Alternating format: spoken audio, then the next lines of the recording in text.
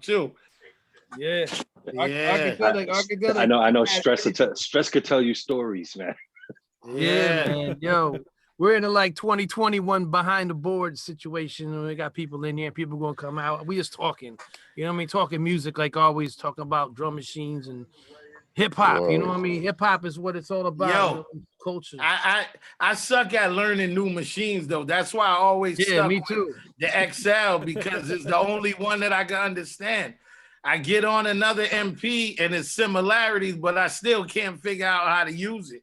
So once I figured out the XL, which I still haven't mastered completely because it's still a lot of stuff and tricks that you could do with it, I just stuck with that, man, because I like the sequencer, you know what I mean? It has pretty decent swing. Definitely. And you could really rock out with the MPC raw without nothing else, you know what I'm saying? Yeah, well, the Renaissance in the lives is like that too. It still contains the same swing time. Yeah. You know what I'm saying? You know, and it's simple. Everything is like, you know, it's to the board. You know what I'm saying? So. And I'm learning about the MIDI, you know, and linking other things to it, which makes it opens up even more, you know, possibilities. Because you could use filtering out of another machine, run it through there, and you can really get crazy with it. Mm-hmm.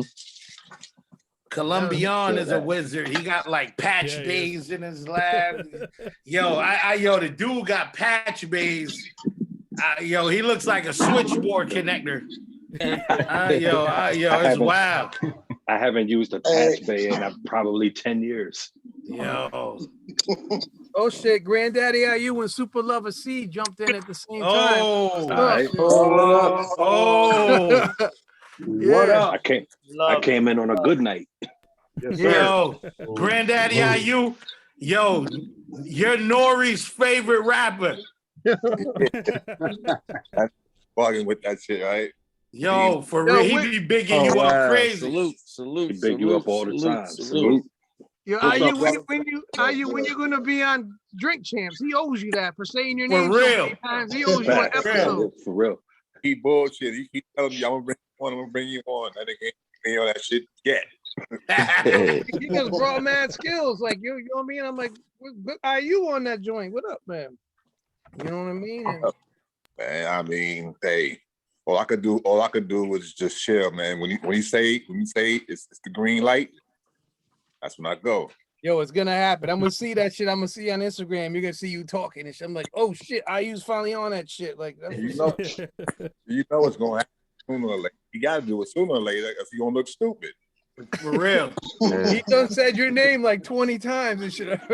Right. Nah, but I believe him though. I believe that he really a fan because ain't nobody gonna say it like that unless it's really love. Unless it's real. Nah, that's he be hitting me up and all that shit. But he just won't on the shit though. I don't know what that is.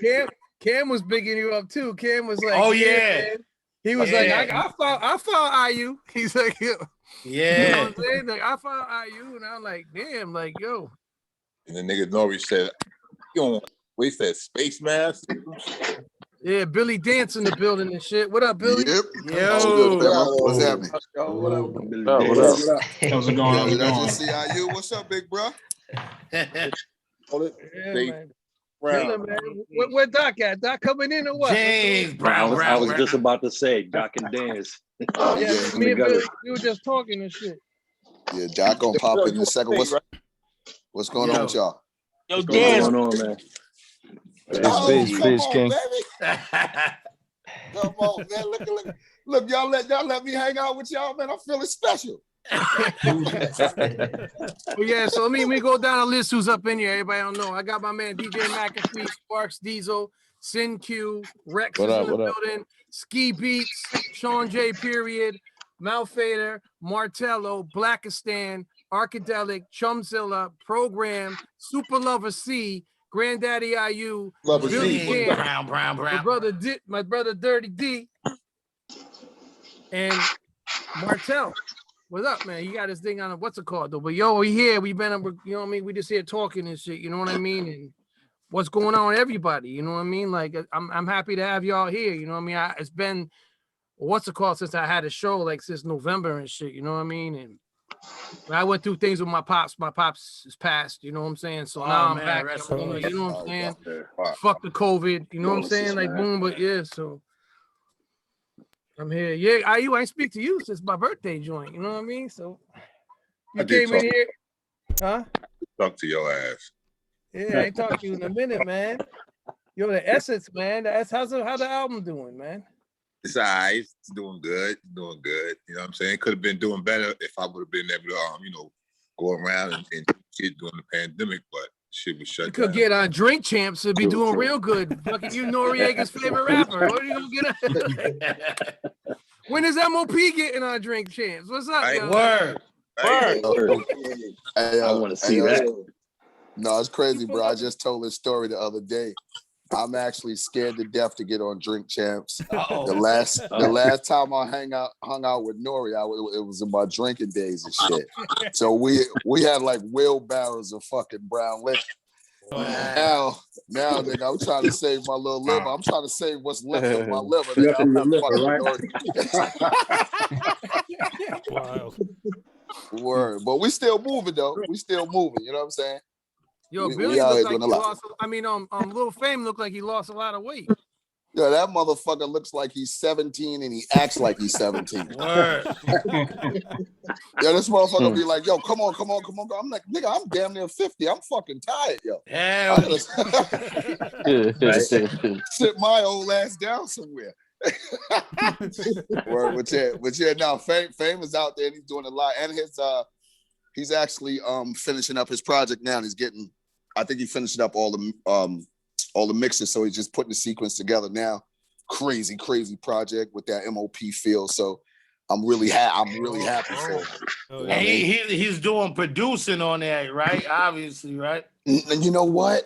I don't think he did any of his own joints. Wow. And he's a serious producer. Yeah, but that's just how he is. Like he's really an unselfish dude, and he's not cocky. You know what I'm saying? Yeah. He's not cocky enough to be like, fuck it, I can do it all on my own. So he'll go out and I know he got joints with Knots, Premier. Premier. Yeah. So he got a lot of smokers on there too. So yeah, I'm happy. I'm excited about it, bro. That's dope. Speaking of that, he was on IU's album. Lil Fame was on Yeah. I was supposed to be on there, big bro. I apologize again. I apologize, man. And I love you. And let me tell you something, dude. I don't want to put no dates on that, but when I was a kid, man, every time your joints came on, dude, it was it for me. Like I don't know, and I still don't know if anybody have that feeling that you had. Wow. You know what I mean?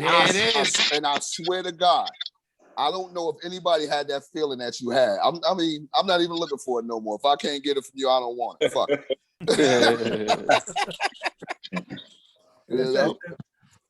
That's that same joint where I said with Super Lover C. Once that tell me once that fucking James Brown joint came on, that shit was crazy and shit, yo. Oh, you know, crazy. Ridiculous. Nigga, I thought I could dance and everything when that came on. Nigga fooled me. Hey, yo, Stress used to be a break dancer. Yeah. Long time ago. You talking about 80s early. I remember a little later than that, Cat would windmill everywhere. I was still in my 20s still trying to do that. I ain't doing that no more and shit. Yeah, but no, the 80s, like you said, bro, the 80s, man, that was good time for music, man. Indeed. A great time, especially for hip hop, bro. That was such a good time.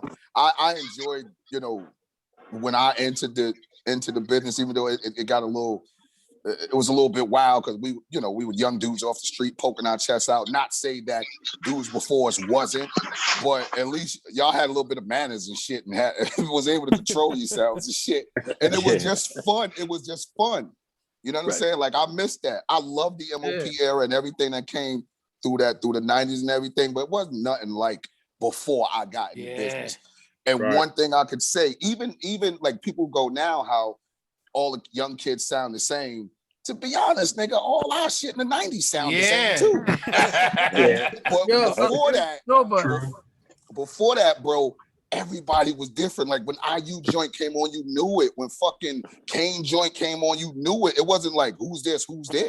You You know what I'm saying? And that was the beauty in hip hop then. Everything was different. It wasn't. It had to be different. There wasn't a lot of rappers like now then though. You know exactly too. Yeah. Right. That was the other part of the beauty of it. You know what I'm saying? Right. Well, you got to look at the 90s. The 90s, a lot of rappers came about because as a DJ, I must have had every white label of every underground. I had MOP's first one, like on the white labels. I had everything that came out. Used to go to the Rhythm Factory. You got this. Nope. Give me all of that. So you had a lot of rappers that was out there on the white labels, but never made it to that mainstream. That was the beginning of too many rappers, if you ask me. Too many. Yo, Billy. You're absolutely right. Yo, Billy, that shit you did on Gangstar, the recent album, that verse you said was so fucking dope. Can you the last couple lines when you said, did I get busy? Yo, I was excited with that verse, yo. Like, yo, you motherfucking, I don't know what the fuck you said, but that shit made me excited and shit. Fucking like, yo, can you recite the last couple lines you remember and shit what you said? How the hell I'm gonna remember that? I'm off to like 9 other projects, but yeah, that was my favorite joint on the album. Yeah, that shit like yo, like that shit like yo. It was that whole album was great. Premier did his thing with that shit. Yo, it was wild hearing Guru voice again. Yo, I was like, no, dude, his opening lines on the record with fucking Royce the 5'9". Yeah, that shit gave me fucking chills. I had Premier when Premier played it for me. I had him play that shit for me like 10 times. I couldn't believe. I said, "Yo, that shit is amazing, yo." I don't know if anybody can ever find a voice like Guru's. It made you realize how much the game is like. It's missing something without brothers like Guru. That's right. You know, that's right. Because I'm sure he would have still been going strong, or it would have been dope to have Gangstar reunite one last time, man. Boy. Yeah. And that kind of takes me back to like we were speaking about the 90s, y'all. And I can personally, and I feel like it's my duty to personally apologize for redirecting hip hop because it was so much fun and so pure. And all the artists just, everybody just had this different feel, man.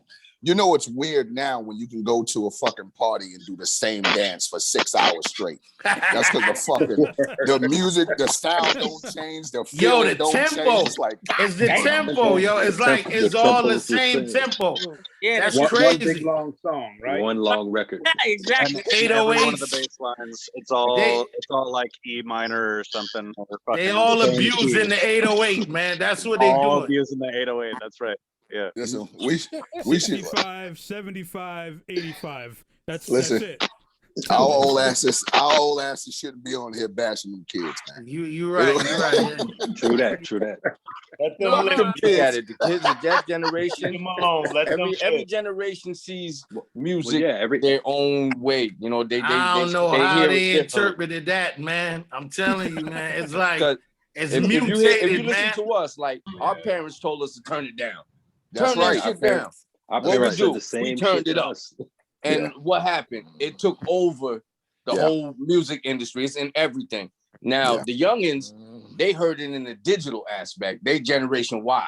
So they heard it in the digital, the synth sounds that we was using way back. It was like, ooh, that's kind of dope.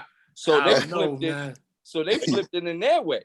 Hey, yo, my brother said generation Y. Why? That's what they call it. That's what they call it. But everybody said, they hear it their own way. So, I don't knock the young boys because, I got my kids, they doing it. My daughter's singing and, my nieces and nephews, they rapping and stuff. So I hear where they coming from. It's just like how, when we started. Yo, I don't understand how it became singing. Like, I don't understand how, like, the art form, how did it become singing?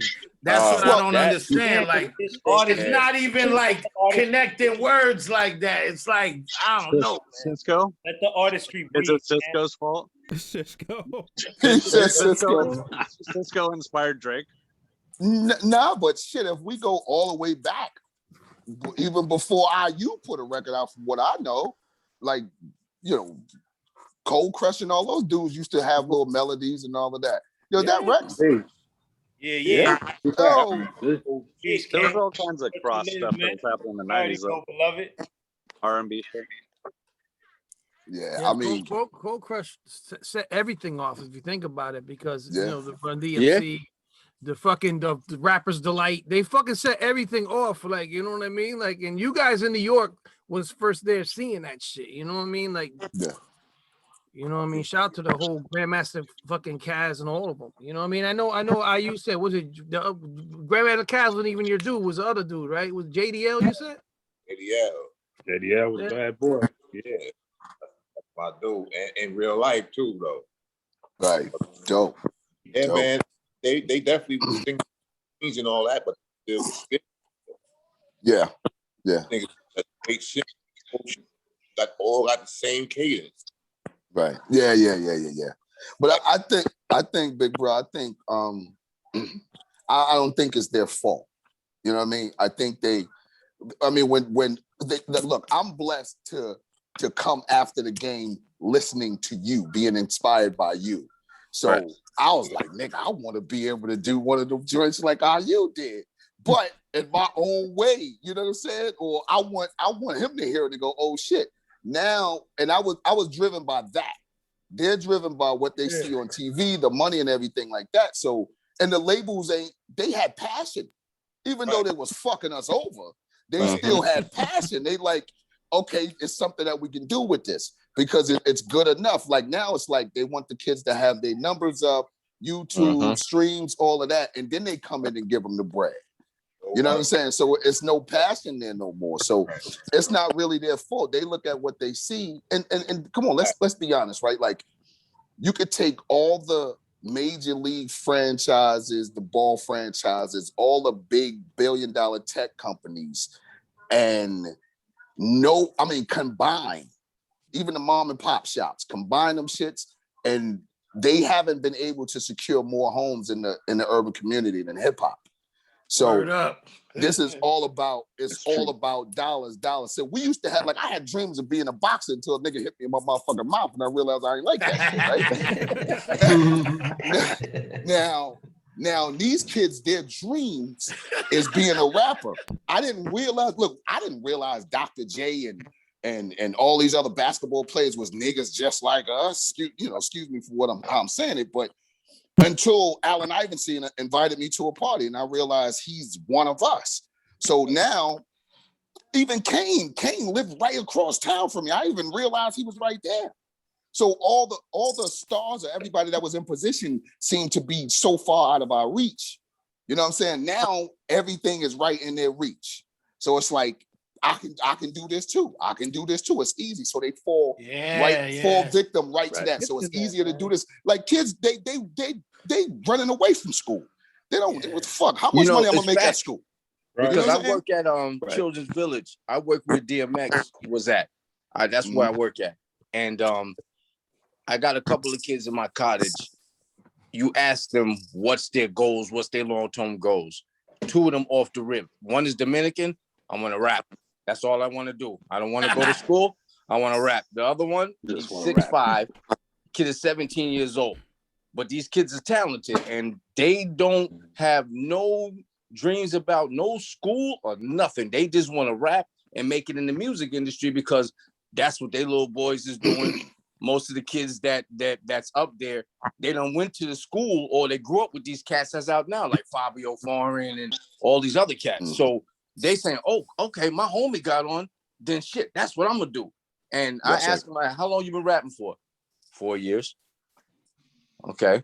So what makes that think you good enough? Yo, to get to that point. That's a long time, man. It takes a long time. You know why? That nigga the goat already. You know why? Yeah. Because like, look at Blueface and these guys. They started rapping a week ago, and they got hit records. Yo, you know what I'm saying? A week. Put my young king on there. Let me put my young king in and let him interject a little bit. Doc Ish. He's 17 years old right now. What's up, Black? What up, yo? What's good? What's going on, man? It's good. All right, yo, Reks is gonna show you his son Reks. Hold on, y'all. Mini Reks. Mini Reks. Oh, Mini Reks. They talking about the youth. They talking about basically. The last comment was talking about Blacastan hating, yo. Now, Black is definitely hating on, but just tell them where you coming from, where your viewpoint is about the music and what your path is, like your goals are. Oh well, like I got into producing like a year or so ago. You know, I like want to rap, but it's like as someone of interesting because you know, some people start really young, some people they're like late bloomers. So it's like being able to start this early on is interesting because it's like I have time to perfect the style instead of just jumping in and, you know, not really being ready with something. So I get a chance to like see the industry for myself, see like the landscape, enjoy and see what's going on. What do you listen to though? Like, on a regular basis. So, who are you listening to? Like what do you vibe with? Like Vibe, De La, Mob Deep, stuff like that. Right. And are you focused on this rap industry as your day one job? Like, is this what you want to do, or what is your goal? Not necessarily. Like, I don't know. Like, I'm still kind of in. Like, I'm in the stage of like moving out of a hobby to something I really want to do. But it's like, obviously, I have planned beats and stuff. You know, I got to be prepared for everything because I don't know where the career trajectory is gonna go. But it's like it's interesting to just see how like this has potential. You know what I'm saying? That's dope. That's signs of a leader. You're a leader, General. Let me ask this. Hey Rex, has he ever seen you on the stage? Yeah, I have. Like a little over a year ago. Was it 2 years ago? About that, yeah. Yeah, it went before COVID. Yeah, it was before COVID, but like I saw him last time I was up north in Mass. He did a show. Really good. Okay. Yeah. No, yeah. Look, see, so my son look at me because my son is into the music too, but I realize he just kind of look at me as his dad. You know what I mean? Now I gotta tell you this about your father because I've been on stages with him, and y'all gonna look at us like, you know, that's just dad. He pays bills. You know, take the trash out a little bit every now and again. Right. But your father, I've seen him work personally. He's special. So you with the train of thought that you have and having your father with, I mean, you don't have to, I mean, everybody want to do their own thing and make their own way, but so to speak, you got a little bit of a cheat code there. Yeah. You know what I mean? He ain't gonna step in your way, but if you pay attention, and I tell my son too, pay attention because we don't do everything right, but we do some things right. And then whatever you see that we're doing wrong, learn from that too. Learn from it. Right. Learn from that too, and put it right in the middle. You can't lose. You know what I'm saying? Right. That's right. Put it right in the middle. Right in the middle. That's balance, and everything is balance. You know, everything. He be having MOP up in the headphones too.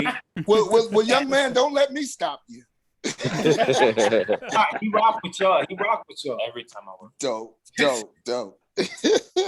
Yo, you know how many people tell me that they work out in the gym and that's what they play? MOP. Yeah, like father, like son, because you know I'm rocking to it. They're like breaking barbells and 4-alarm blaze. Right there. It's crazy. I was watching Masked Singer last night. Masked Singer. And somebody came out the cold as ice. I'm like, they playing that. What? Yeah, that shit. Yo, the Warriors was fucking. Yo, salute to the Warriors album. That album was crazy. Really, brother. Yeah. Thank you, brother. Thank you. I mean, you know, we still on the train, and I mean, we do it the way we do it because that's how we want to hear it. You know what I mean? Like it's really nothing special about it. You know what I mean? People go, yo, how y'all figure out how to do the ad-libs this like this, or how y'all figure out how to do that? Truth is, like, we're not a put-together group. Like, we really grew up together. It's not like somebody ran into somebody on the train and was like, yo, I know some other dude that rap. Like, we're really like brothers, like grew up together like that. So, and it's not music for us. Obviously, it was a way for us to get out of our situations at the time. But we didn't know where it was going to go. You know what I'm saying? So we just do it the way we do it. and it's stuck. And it's like, you know what, let's do it like this because we want to hear it like that. Nobody else is doing it like that. And, you know, we still got the formula. We're gonna keep going. So if it works in the gym, if it works, wherever it works at, as long as it keep working. That's all, you know, that's all I gotta say. Yo, Ski, Ski, let them know about the Smack Pack. Ski got the Smack Pack going on. What's the Smack Pack? Let them know. You know, got the little Smack Pack challenges going on with the producers, man, bringing the young boys into the game. You know, it's a dope community. Everybody's networking, everybody's meeting everybody. A couple of guys getting placements. You know, it's a good time, man. Good fun. Dope. Very dope. I see you, Ski. The track lead stuff, right now, bro. You doing the track lead contest, some stuff like that? Yeah, I'm doing a track lead right now. Yeah. You deal directly with Eric, or it's just with his co-workers? You know what? I got connected with them, Jay Hatch. Okay, Jay Hatch. Okay, I don't know. I haven't heard that name. I remember Jay Hatch. Yeah. In a minute. Beat battles been in a couple of those. I stand it. No, but at I the same stand the time, beat battles. Yep. Yo, Ski, they'll definitely salute to that, man. And I always tell Ski, you got to remember, you're the fucking person who produced Jay-Z's first single. That's that's very important. Tell me that's not important. That's some important shit, like on some real shit. Like, yo. Definitely. Yo. Ski is partially responsible for that, man. Yeah. Hell yeah. That's right. That's right. Hats off to my brother Ski, right? Salute, brother. Appreciate Salute. You know what I mean? Salute. Definitely. You know, Billy, you could speak on a little part of it. You know, we could speak on it more in the future. You got something going on. You trying to remix an album or something like that? Yeah. And this is crazy. This is something that I spoke to Ski about too. About a month ago, Ski, we spoke about it. Mm-hmm. Yeah. So I'm right now. So in November last year, I put out something called a listening session, which self-explanatory is designed for people to listen. I appreciate the dude that was trolling me 2 years before that on the internet, told me I couldn't rap or whatever. And he managed to pull out the best of me, what I feel like was the best of me, especially in that pocket that I was in. So to kind of celebrate that release, 6 months, next month will be 6 months. So I want to just remix that entire project. Obviously I could call Ski, I could easily call Premier and Fame and everybody else to get involved, but I'm trying to get other people involved around the world. So I'm allowing, I'm contacting dudes or having dudes contacting me, and we're trying to get it going like that. And it doesn't matter who the producer is, where you're from, as long as it's dope, it's dope. You know what I mean? So I want to remix that whole project and get that out. You know what I mean? Sort of a celebration, me celebrating within myself. Like, you know, I actually did a whole project by myself. You know what I mean? So, and I'm ready to get going with that. So producers worldwide, I'm talking about, like, come get down. Heard that one. Right. Yes, sir. Shawn Yes, J. Period. Will. What you been up to, brother? Yeah, man. Just really focusing on the sound design, man. I keep branding drum stacks, man. It's like the one thing I was talking to Ski recently too.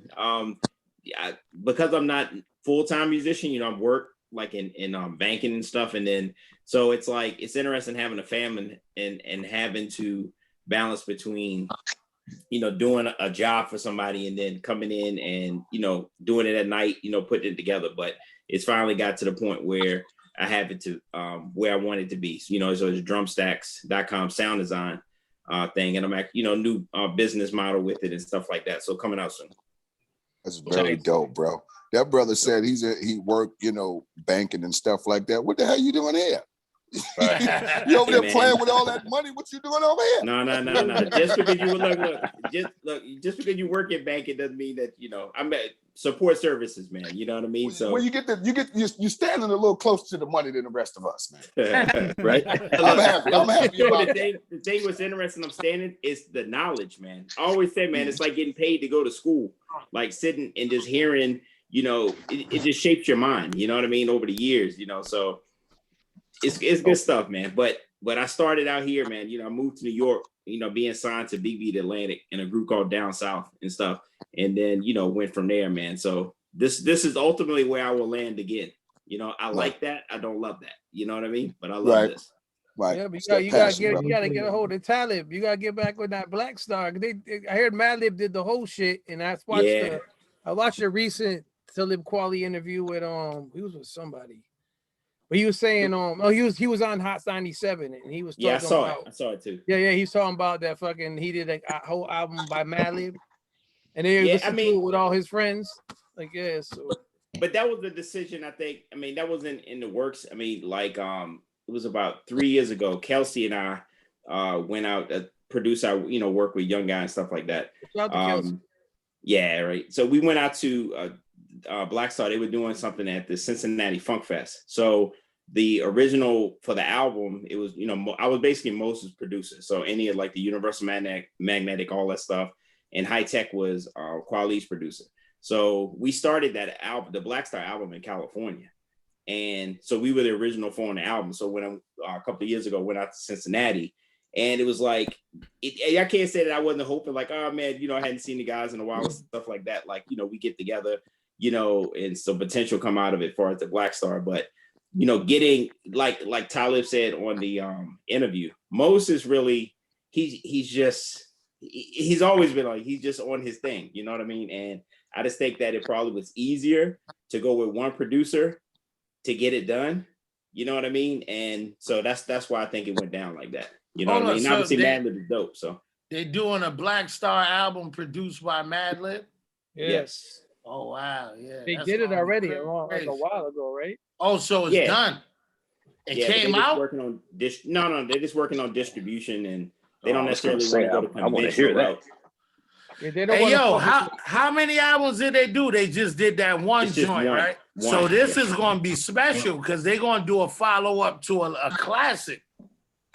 Yeah, but they're doing it in a different way. But obviously, Madlib is a classic producer, so it'd be interesting to hear what it is. Man. I like the work that Most did with Madlib. He did a couple joints in the past, and they was fire. Mm-hmm. Could I get a version without Kweli on it? Oh, that's not good, man. Kweli's amazing, man. No, I've had nothing but bad experiences every time I've seen him.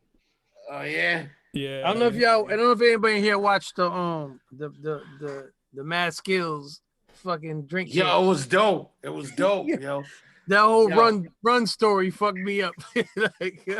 Yeah, you never realize how much dudes be like coming in touch with everything. Like everybody's linked up, man, in some way or another, yo.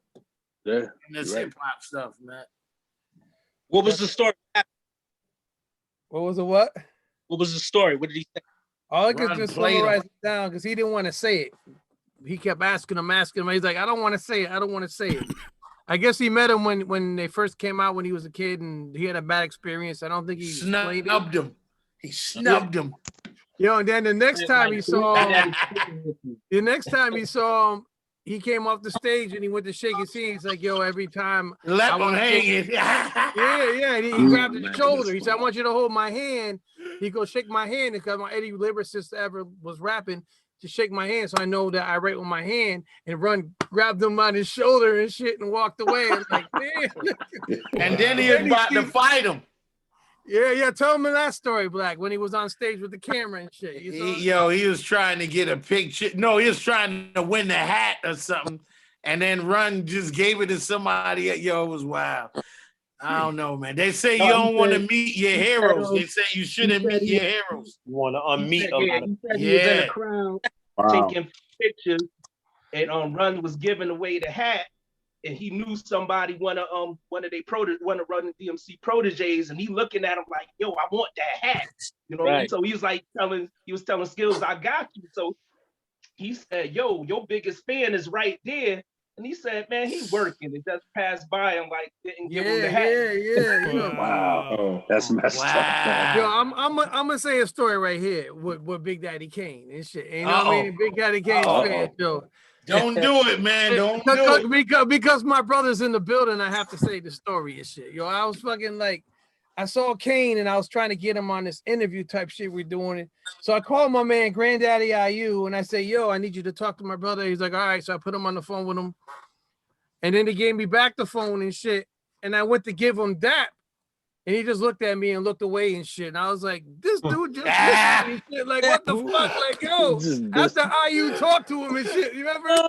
Remember I gave you remember I gave you Kane the phone? Remember I gave it to you?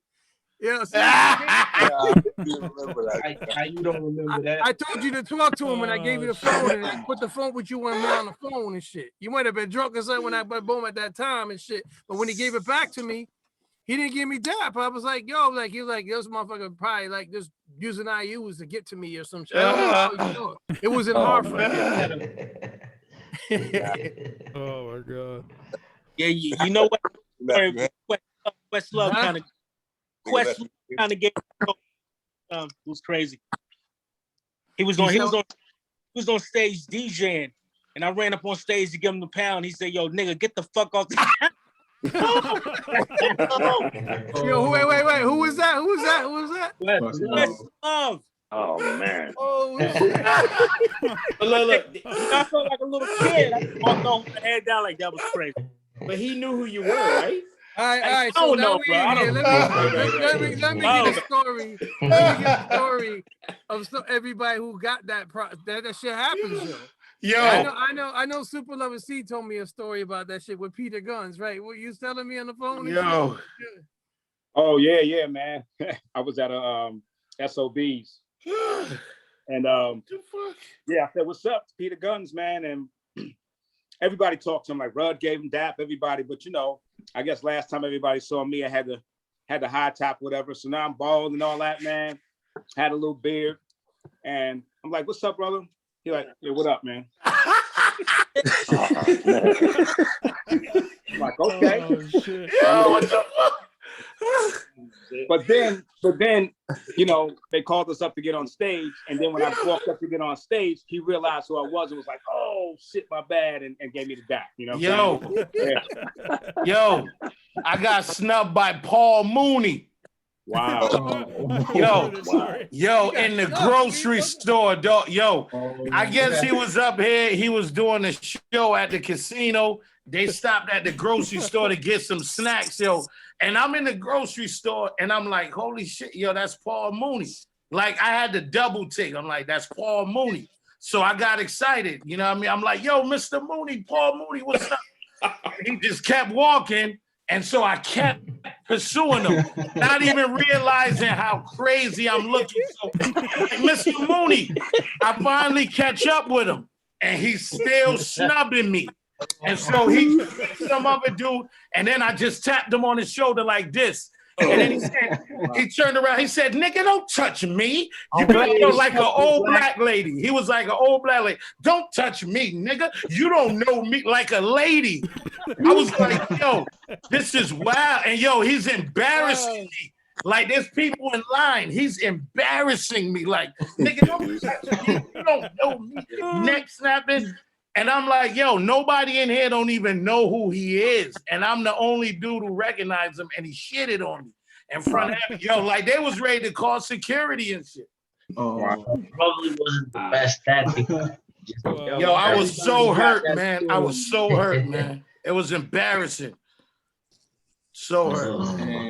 It's got to be different, though. That Joe story, all of that shit, man. Yo, I shouldn't have touched him though. That was like, the game got to be different. Just like when you're somebody on the street, like you can't be somebody on the shoulder. I got excited. I was like, yo, what's up? Didn't you tell that on Boombox? That story? Yeah, yo, I swear, man, it was so embarrassing.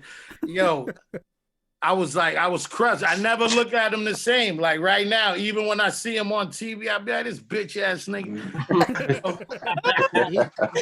He's really, he's mad sus too, the way he act. Like I always noticed it, but in real life, he's like a lady, like a black lady, like a old black lady, yo. He's like, don't touch me. I don't know you, nigga. I'm like, damn.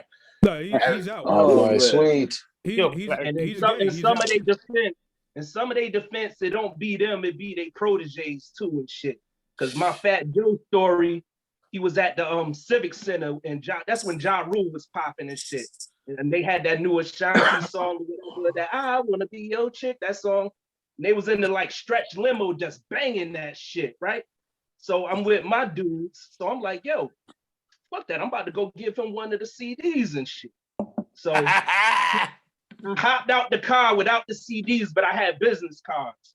So I went up to the crowd. I had the business card, so I got to his brother, Macho. So he's like, what's up? We talking. He's like, yo, I want to get to the man over there. He was like, yo, give me the card. I'll give it to him, blah, blah, blah. And I said, all right, cool. So hop back in the car. I said, yo, I ain't bring the tapes with me. So niggas gave me the tape. I hopped back out again. We went around the block. I hopped out. Now I'm in front of Fat Joe now. And he talking to me like, what's up, bum, bum, bum. And I'm here like, yeah, I want to give you this. So Macho came up and was like, yo, I told you I'd give it to him, but I was like, yo, I got the tapes. I'm talking to him myself. You know what I'm saying? And Fat Joe was just like, yo, my man, forget about it. I'm like, yo, what the fuck? Wow. You know, rappers hate getting approached with CDs and all that. Yeah. I think anybody, I'm sure that. Actual fact. He was just I like, was yo, get it. I was backstage one time, and I know Blacastan knows this person, and I've been trying to think of who this dude is, but I was backstage with Red and Meth, and he was boys with Meth, and so he was like, "Yo, I want to introduce you to Doc Ish." I think I know who you talking about. You know what I'm talking. And he was like, yo, this cat just did, Eminem's new single. And Meth just looked at me and he just said, well, keep going producing for him. And he kept grabbing the food and kept going. And that's crazy because Meth ain't known for doing shit like that. Meth is cool as shit, Yeah, but see, what you don't understand is there was an internal beef between the whole D12 and Meth was supposed to go to Shady. I didn't know any of this shit. Right? So I'm sitting there like, damn, what the fuck is this shit? So then Red's over there and he just starts talking to me. So I'm talking to Red. We're having a good time, whatever. And as I'm leaving, I get tapped on the shoulder and I'm walking out like you know how when you leave Toad's place, like after you leave that back room, like that hallway, like you got that second hallway. Someone's in the corner, they tapping me on the shoulder. So when I turn to look, it's Meth. But the way it was funny because the way he was talking to me, it just looked like some shit, like a scene from Belly, right? And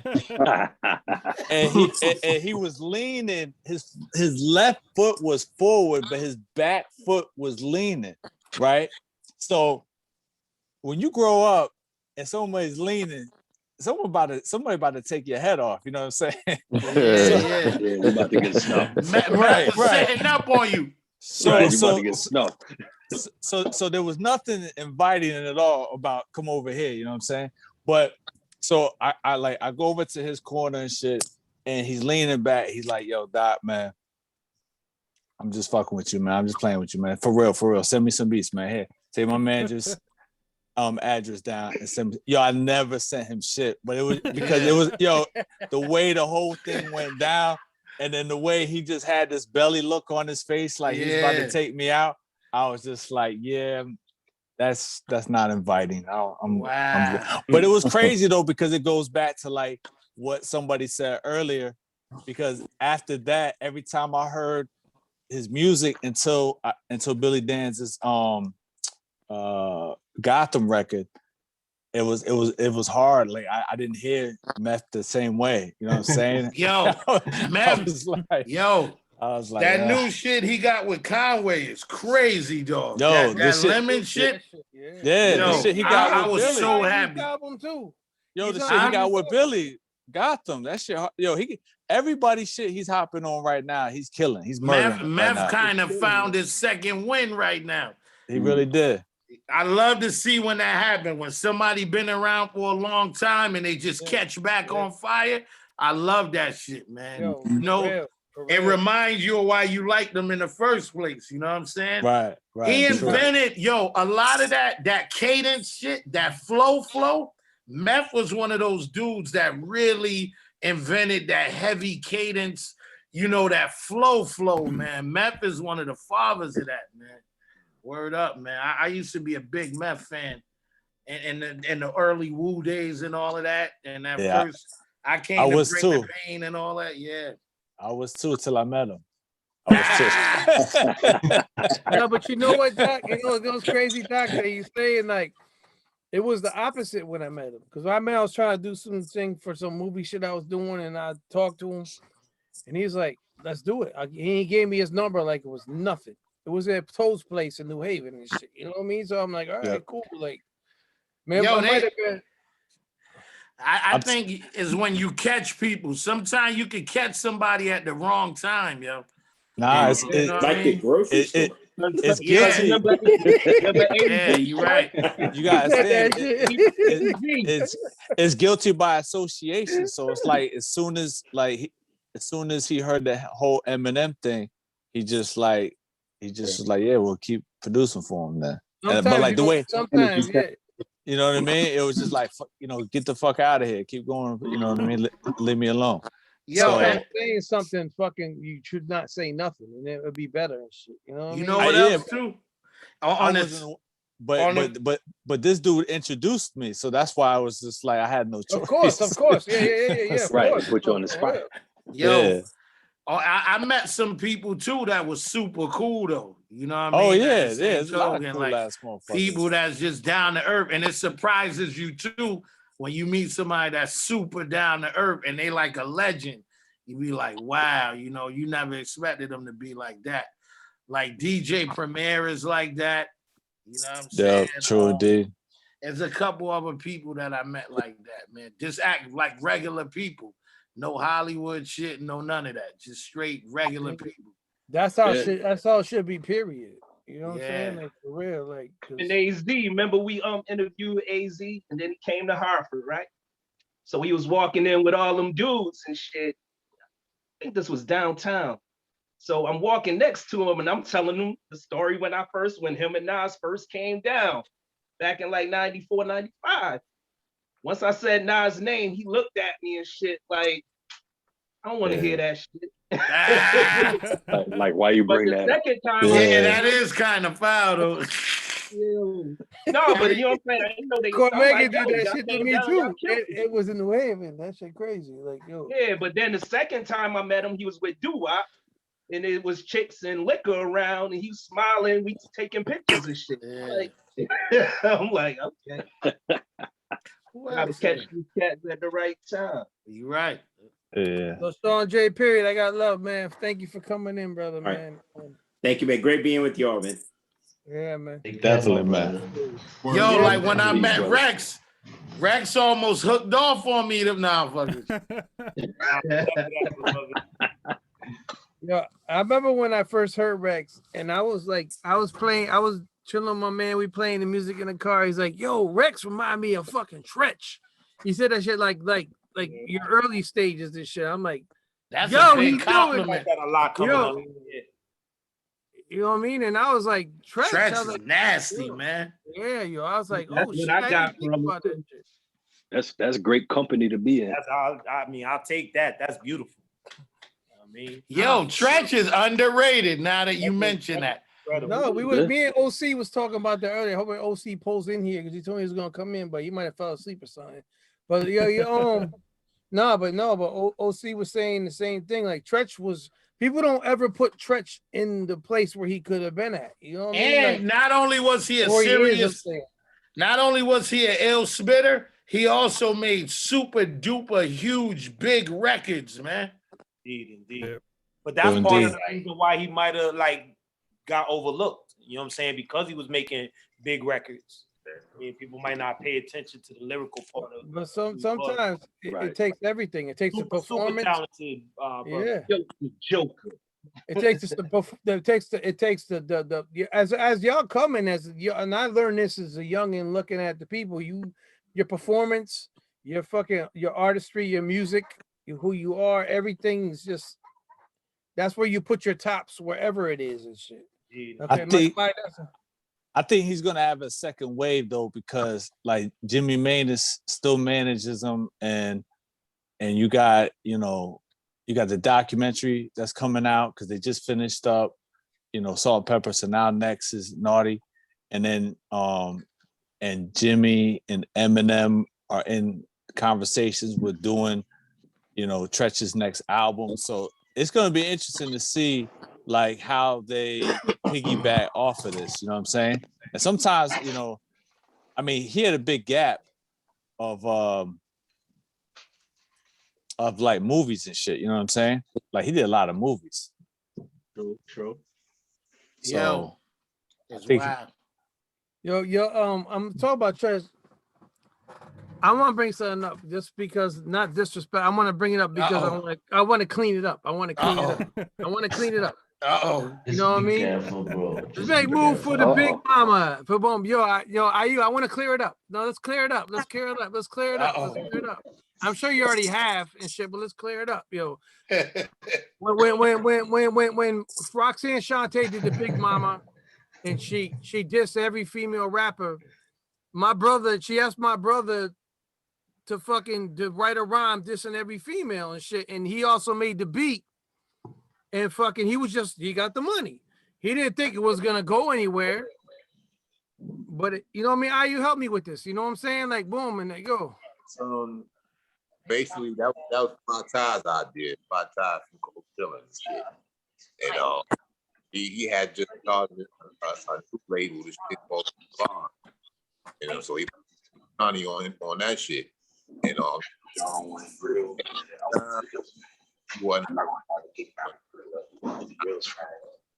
trying to get shit, you know what I'm saying? The start a buzz and shit, like to like catch niggas' attention. So he was like, yo, I want you to write a joint dissing all these female rappers, right? So I'm saying who? They got some paper, the nigga wrote down every girl, every who the fuck it was on that paper. Did it to me. I was like, you sure? Yeah. So what the check looking like? He told me the number. That was it. It was strictly a business transaction. Nothing more, nothing less. Next thing I know, certain niggas caught feelings behind. Hey, yo, nigga, you dissed, you know what I'm saying? You dissed a lot of people. But the whole Treach did was Latifah that put him on. So of course she got mentioned. So he tried to defend her honor. So he said what he said. And that shit, one thing led to another, which really led to nothing because there was no blows exchange. You know what I'm saying? Bob was saying shit that he was saying at the time on one running that we had. But like I said, it was never no blows exchanged. Besides, no, I know. Wait up. It was. I had punched some nigga in the face that they had with them because nigga had pulled out on me and shit at a bottle. At the time, I'm drinking a 40. Smashed the motherfucker with the 40. Skip through the crab. That was it. Next time I see him, another running, still, you know what I'm saying? Like, he got low. So it was just a bunch of back and forth. It ended up one day, we saw each other. He was like, at the time we was at Wendy Williams' party, I go to the bathroom, till I'm getting the spot, everybody looking at me. The bathroom crowded. Look, it's this nigga with a bunch of Jersey niggas. It's me and my one nigga with me. I'm like, yo, nigga, about to get jumped like a motherfucker. Look, the Treach nigga said, you up, soldier? Gave me, you know what I'm saying? Gave me. All his mans was looking at me. That sound like it. Look, a hug. Love is love, yo. Get this nigga. But, they want to fight you? Huh? He was saying, no, the people. His mans in them. Oh. When his man he had a bunch of motherfuckers in the bathroom. I walked in, they know what was going on at the time. Shit was in the air at the time. Shit was going down. They looking at me like they ready to fuck me up. So they looking at him. He looked at me and was like, you what up, soldier? And when he dapped me up, they looked like they disappointed, like, damn. Yeah. Fuck that. No, Yo, I feel like you said Tupac was dead. Huh? He was tight with Pac too. Yeah, he was. the first time I seen the nigga, they was together. Yeah. The whole every time I seen him, a whole bunch of motherfuckers. But I never went, you know what I'm saying? Yeah, but you didn't write that shit with intent to fucking bring that but problem. still, Yeah. his pen gets a lot of people, man. Those his words, you know what I mean? But he didn't say it. Somebody else said it. You know what I'm saying? So the problem, somebody else saying it. Those his words. You should have been like, you should have been like, just don't say I wrote it. Just give me my money. And that's it. That's what you should have said. You know what I mean? At the moment. I mean, it was supposed to be ghostwriting. You know what I'm saying? Yeah. Right. I don't know how the fuck the whole world knew. You know what I'm saying? But yeah, that's what it was. That shit went by. Yo, it's dope to hear the stories behind the stories. Like, especially like, it's something very intriguing about the whole ghostwriter phenomenon. You know what I'm saying? Like, a lot of joints, man, be like, people be putting their pen down for people, man. Like, good, like when they was interviewing Skills, I was like, oh, you always heard that he ghostwrite, you know what I'm saying? But you never really know until, he start talking about it. And even then, he wasn't really giving up the people who he wrote for, you know what I mean? But throwing hints in. I always thought it was crazy, that joint that on the training day with Dre and Snoop is on it. It's so wild that Jay-Z wrote that joint, dog. Yeah. And that's such a West Coast record, like it's crazy, but it's disappointing too, because it's like, damn, he caught that West Coast vibe so crazy. Like hearing it come from Dre and Snoop, right? It's like, and then when I see Training Day, I'm like, it's so crazy. I can't believe Jay's a talented dude for that. Black. So you watched the Mass Skills when he said he was doing the tennis ball and he was bouncing that shit. Yeah, that's ill to be able to put yourself in somebody else's mind frame and put the pen down for him. Because as an MC, it's hard enough sometimes to write from your own perspective. You know, so to make a hit for somebody else, that's a whole nother talent. I respect the ghostwriter, man. No doubt. But now, if he would get up there and start telling all the people he wrote for, he ain't getting no work no more. Oh, yeah, you're right. Exactly. So you got to keep on the hush. Yeah, I mean, you getting bread, man. It's like, it don't even matter where, if I was getting bread as a ghostwriter, I wouldn't even really care about being in front of the camera, to be honest with you. Because you still getting off your rap shit, as being the LMC with the pen, and you're getting crazy paid. Maybe getting paid more than you would if you was in front of the camera. Publishing. Yeah. So if I could get on some shit like that, holy shit. Ski, that whole Original Flavor, that was your group? Wow. Yeah. Last time. That's L. That was your group? They're all from North Carolina? Nah, Busy Boys from North Carolina. Original Flavor, I started in New York. Oh, okay. So how long, when did you move to New York? What year did you move to New York? 91. Oh, so I'm like thinking you was out there that whole fucking time before I even knew. Oh, that's crazy. Okay. Yeah. You been in Yonkers the whole time? Hell no. I just moved here. You gotta tell people nothing. They're saying like, but that's crazy. Like, now I know you're closer to me. I'm gonna have you come check me soon and shit, because you ain't too far from me and shit, like on some real shit. Like, Yeah, let me know. You know what I mean? Definitely shout out to you, man. Because that whole what's up? So what was Dame Dash affiliation with that? Was he down with y'all? Yeah, Dame was our manager. He was managing the group, my nigga. Oh, all right. He was managing the Future Sound and Jay-Z. Okay. All right. So I remember the Future Sounds, Dave, they from my town, the hometown. Well, I'm from Mount Vernon, but I grew up in New Road. So the Future Sound, they from my town. And I remember working for Video Music Box, and Original Flavor came out. We was promoting them because we was the first street team that, you know, in New York City. So we started promoting for Bad Boy and then Original Flavor and then a couple of other groups that we was doing promoting for and shit. So yeah, I remember Original Flavor. Yeah. Yo, I was with my man. Shout out to my brother Mike Banks, and he was like, "Yo, I got some shit with fucking Ski Beatz was rapping," and he had me go back to YouTube, and he had me watching that shit. I'm like, I didn't know Ski Beatz was a rapper. Like early shit, like North Carolina, like because he's from North Carolina. Yo, look, the Busy Boys is the whole reason I moved to New York. We had a record that BLS was playing a lot. We had this song called "Dropping It." Yeah. And, through the years of watching the behavior of an MC. Yeah. Toast in the building. Yeah. That's that joint. They were playing that. That kind of forced me to come to New York, did a couple of interviews, and I caught that bug. I stayed. Yeah, I was thinking you're still out there in North Carolina. Yo, you coming to see me soon, brother. You gotta come out here, man. Yeah, for sure. You, man, you know what I mean? Yo, but let me say this. Super Lover C, my nigga. Yo, you was ahead of your time, bro. I don't understand. You was word. Yeah. Way before his time. Wow, Super Lover C. I was in North Carolina when them records dropped, and I was like, yo, who is this kid? That flow was way ahead of his time. Shit.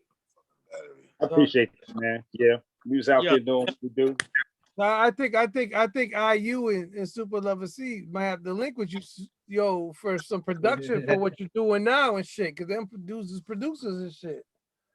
Man, that together. That's what we do with our whole producers corner. Most definitely, you.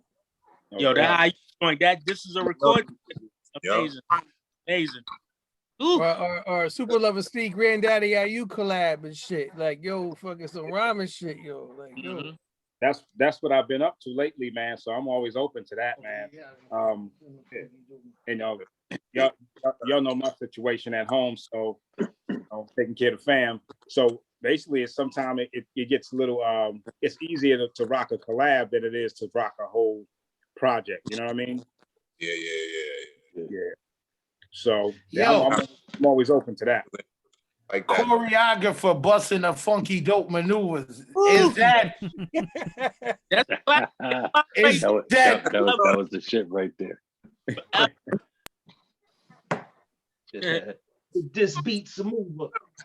Yo, that's that. When I think of that stuff, I think about a documentary I saw about Paul C on YouTube. And it always reminds me of Steezo and that stuff right there, man. I was a little kid with those records. I was a little kid just hearing the stuff around, not even really knowing what I was listening to until later, going back, doing the knowledge to these records, man. But I was like a baby kid. You know what I'm saying? Yeah, no doubt. I hear that. Yeah, but we have fun. So you must have saw the documentary, the James Billings documentary, Steezo. Yeah. Rest in peace, Steezo. Rest in peace, Steezo. Miss my brother, man. Steezo was down here in North Carolina with me, man. Lived not too far. You know what I mean? Yeah. To catch up. He was cutting hair for my kids and all that, man. Yeah, that's in recent times, right? Recent times, yeah, man. Yeah. It's recent, man. Because I remember when he moved. Yeah. That's crazy saying that because you moved to North Carolina from New York.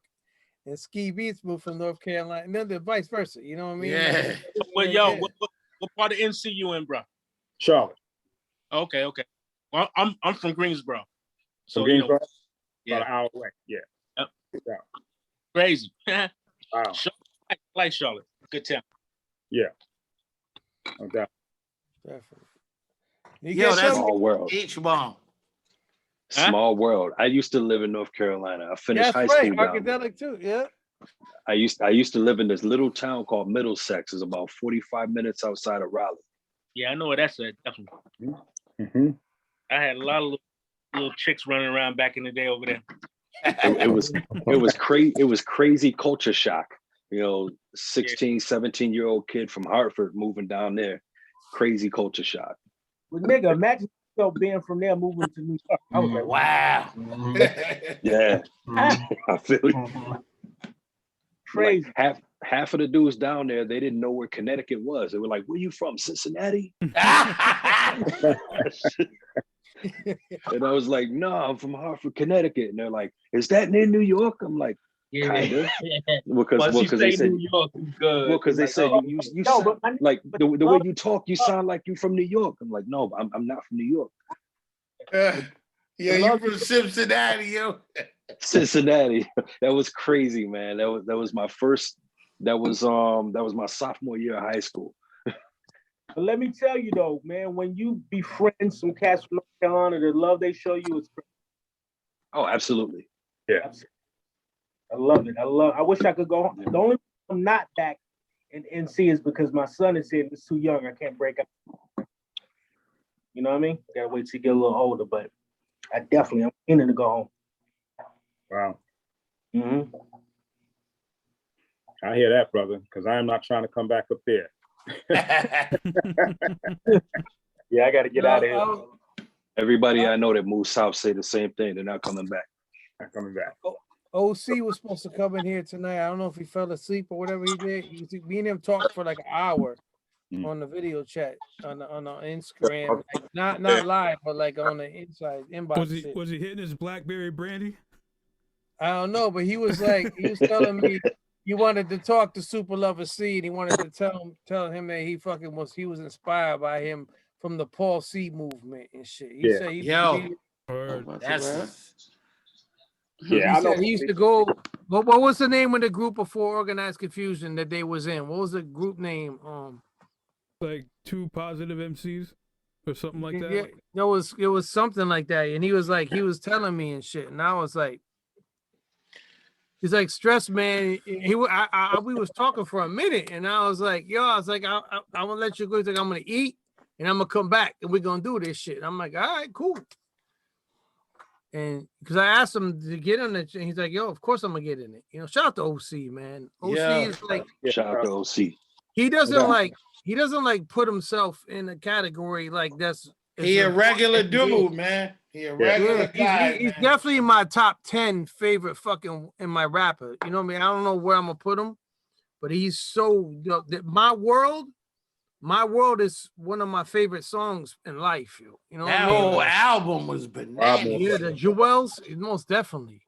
That's like an Illmatic on the low. It's like it really is, yo. That's really a masterpiece. That album, yo. If you really listen to that album, I listen to that more than Word Life. Yeah, me too. Yeah. But Word Life, World Life came with the beats and the production was different. It was like still sleigh bell type of, low end type of. Jewels came when rap was like that mid 90s, man. That mid 90s, man. That Jewel hit hard, man. I thought it was a super duper great album. That was like prime primo. Exactly, man. Yeah. Exactly. And I was telling him when we was video chatting, I was like, it ain't like that was My World was my favorite beat, but it was like the combination made it one of my flow, songs. the rhymes, the lyrics. Yeah. The song made me like it. You know what I mean? He's like, well, New York State of Mind is my favorite shit. And I was like telling him that New York State of Mind Part 2 was my favorite shit. He's like, nah, they ain't fucking that first New York State of Mind. But Part 2, go back and listen to Part 2. And fucking I Am. It's like then the way he did that shit, like, yo. It was like on steroids, like, cause you knew what it was, where it was. Hey, yo, Black, it's time. The drums on the original though. Hey, yo, Black, it's time. You like the drums? Y'all don't know how to start this. Original. Yeah, the first original. Those drums are retarded. That's a monkey flipping with the funky rhythm and he kick it. Yeah, the second one was Love too, but it ain't that first one. That first one was like, man, yo, that brother was painting some lyrical pictures. Oh man. Yeah, and he said it was a one take. That is incredible, man. Wow. That's around the time I met Arkidelik. Right after that album dropped and shit. Like, yo, that shit, like, that was late 94. Yo, yeah, snatch a star from the sky and spark up my lie with it. Yo, Arkidelik was in Hartford, Connecticut. His name was Ill Shorty. And they said that he was the fucking Ill Nas of fucking Connecticut. And I'm like, yo, This is real talk. This ain't me making this shit up. This dude right here, like on some real shit. Arkidelik, like. The funny thing was the day. The funny thing was the day that I met. Up the pin game. Oh, you had to. I went from Trench to hearing Nas. I was like, oh shit. Yo, that shit was special. Yeah. Lord Finesse, Trench, then Nas was just like, oh shit. Yeah, it made Nas made everybody step their game up. Yo, Woo really did something very unique and special, man. Like Woo, man, was like superheroes, man. I really mean it. It's like hearing that stuff was like hearing the audible what the X-Men was, man. Really, for real, man. It was superheroes. And all they had their own identities. Their flows was like their superpowers. Yo, that shit was incredible. That's crazy. That's a good perspective, man. Actually, straight up, man. That's a way to kind of putting it, man. You're right. Like, and I was a kid, like, yo, I was an early teenager, like that's that. Crazy. That's crazy. Hearing Super Lover CC that shit. He fucking still like we was his fans. That's dope. Yeah. Throw in the boot camp. Sprinkle a boot camp. Of course. But all of that, it was like, yo, that's why. Yo, this is when I really started to nerd out with rap. It's like when the Last Emperor came and he did like the Secret Wars, and you got to be a real nerd rap underground fan. Yo, when I heard that, everything made sense to me after that. That's when I knew that I could really be a rapper. Like after I heard him, I knew that anything that I could say could be accepted as a rapper. If he could do that and that shit could be that dope, man. Really, man. And that's when underground just really appealed to me. And I started to look for everything that was not on the radio. I wanted to hear all the college radio, all of that stuff. That's what I got into that.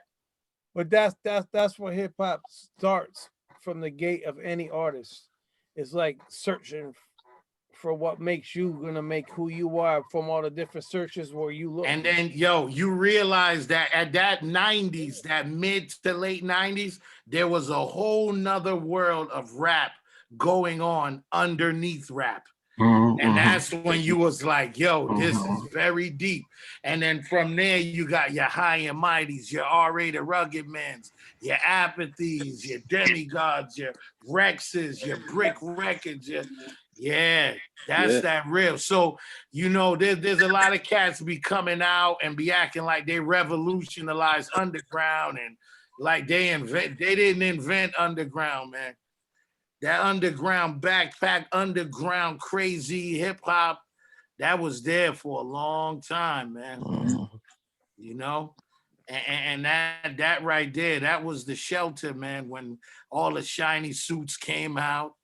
And rap was just getting really whack, and your favorite rappers wasn't popular no more, because there was like a time where like hip hop, where like Wu-Tang was the #1 rappers in the world. Like forget mainstream, forget underground. Wu-Tang was the dopest thing. Pop, not pop, whatever. They was popular culture. And then by the second album, that's when things started to shift. Like where people wasn't really checking that much. They was checking for Diddy remixes and all this other stuff. And that's when that underground, I was like, okay, I know what I want to listen to. You know what I'm saying? I know what I'm it was always kind of the same. It just what fucking happened was when it got public to where then motherfuckers that could get involved and make money off that shit. The culture vultures and grabbing that shit, and well, motherfuckers realize like that's not why we doing this shit. We doing this shit because we feel a way. And that's where my rap Nazi stuff begins. You know what I mean? So that's where, and that's why I'm like that. And I don't want to be like that dude, that Mr. Hibbity Hop. And, I don't want to be that dude, but I just can't help it because that's kind of my relationship with it. But Black stay like that. My man said rap Nazi. You know what I'm saying? I'm that hippity hoppity dude that's always like quoting you a rap, and I don't want to be that guy. Stay like that. They need people like us to fucking point the fingers and say, Yeah, bad guys. but We at need the that end of the day, like, it's yeah. not right to try to stop the growth of where it's gonna go. You know what I'm saying? Because But you got, but you gotta be, you gotta be in a point where you're gonna help guide that shit. Where I'm here for a reason. Like, wait, this is not gonna work here. I'm here to fucking help. Reason why it made me like it in the first place. Why I do I can't like fight it, yo. I can't fight it. I I try look to at it listen. like this. I try to be like this. open-minded. I can't, man. I I'm look that at it like Nazi this. nigga. Hip hop is the tree.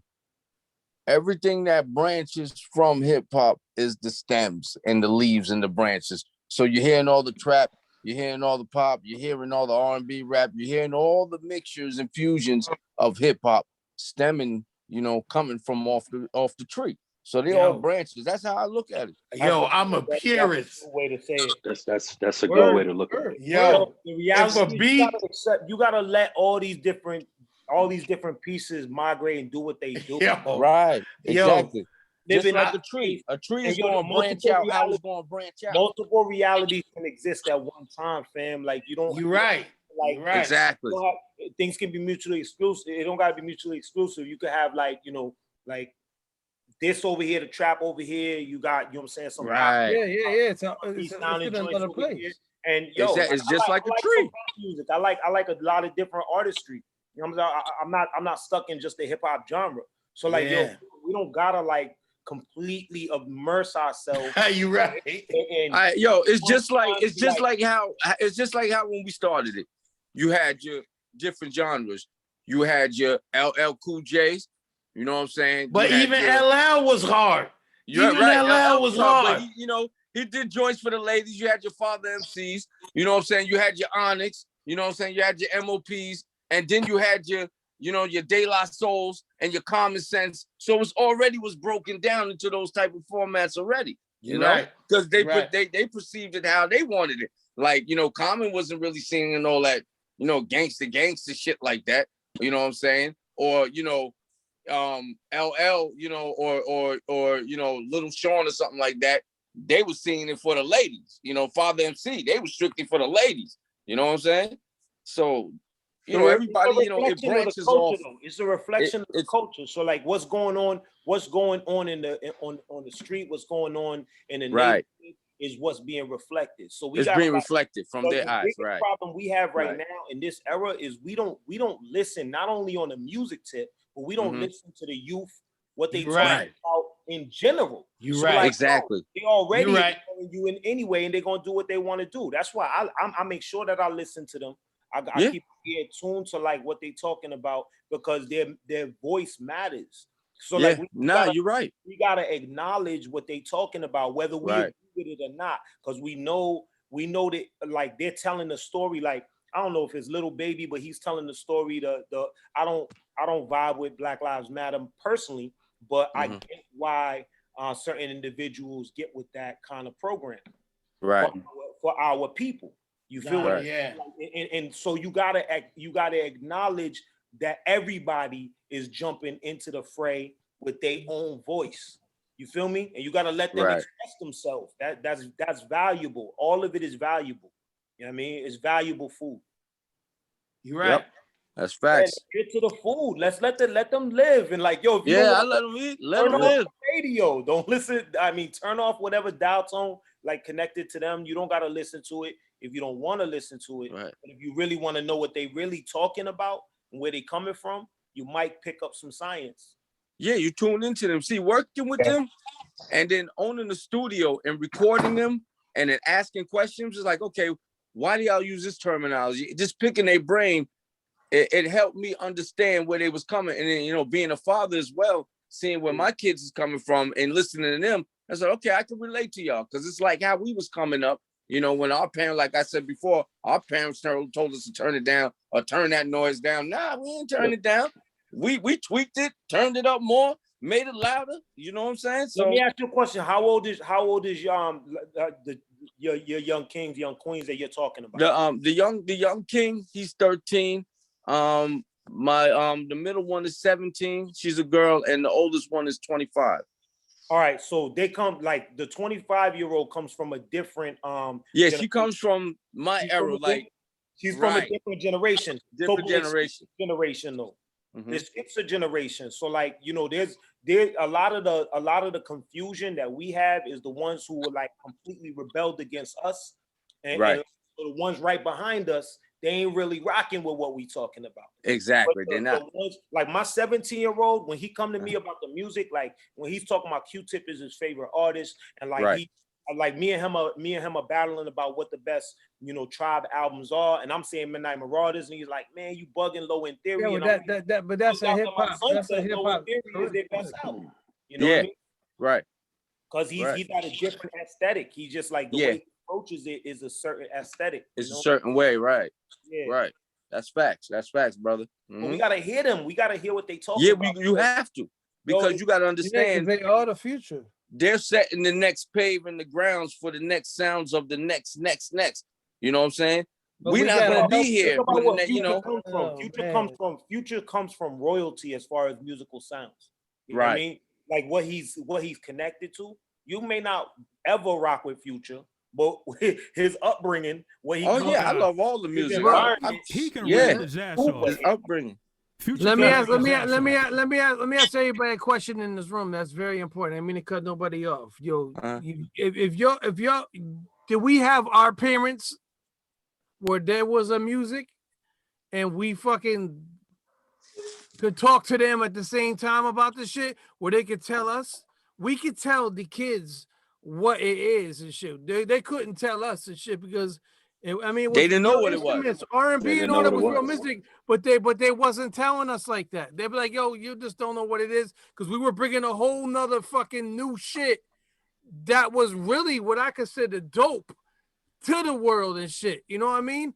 Which is what every the kids bringing up, but the kids that are bringing it now are a part of what we generated. That fucking came. It's like we're like telling them, you know what I mean? Like, because you know what's corny is cool and what corny was not cool. It's like the opposite. You know what I mean? So like, how do you approach that though? What are you saying? Like, should you talk? Like, how do you talk to them? Like, you know what I'm saying? That's what I'm saying. What do we say? Because it's like it's the hip hop. You gotta respect it. You gotta respect it. You gotta listen. Of course. You gotta be open-minded to it. Where they coming from? Like, right. A lot of times we want to lead by like talking to them, and really by talking to them, you talk at them. Right. It's like Master A said. It's better for you to just sit and like it's our ego that makes us be like we gotta lead, because like a lot of times we didn't have certain guidance, so we need to like talk to them by listening, because that's a part of communication. That's the biggest part of communication. It ain't about us really telling them, oh, do this, do that, you know, and this is how it goes. With my young king, like wherever he want to listen to, I rock with. I remember when he was younger, he only rocked with like he liked electronic sounding music, because he came up in the video game thing. You know what I'm saying? So he liked certain kind of sounds, and that's just what he gravitated towards. And I promoted that. I was like, yo, do your thing. That's what you rock with. Word. That's what you rock with, right? Wear that completely. Wear that flag. Immerse yourself in it. And then when he got into the other stuff, I never pushed any of the stuff that I'm a boom bap artist, but I never pushed that on him. It just became part of what he dug. What he dug into. You know what also made me understand them too, as a producer too as well. Just sticking to, you know, just doing, you know, hip hop, R&B. You know, pop, you know, doing also like rock music, because I play like multiple instruments. Just learning how to do their genre style of beats. I sat down for like 2 or 3 years, didn't do no boom bap, studied their format, because, you know, I'm 47, so I'm just like, their ears is they're far advanced from us, you know what I'm saying? So it's just tuning my ears to what they hear and creating it, make it my own. So that's what I had to do, is sit down, tune it. I said, okay, that's what y'all doing? Oh, that's like, you know what I'm saying? That's like, you know, that technotronic, supersonic type sound, Miami bass type sounds. That's all they using. All right, well, let me freak it the way I know it and put they little spice in jazz, what they do to it, you know, trick out the hi-hats and boom, same thing. So understanding where their mindset to how they hear the sounds and how they perceive it.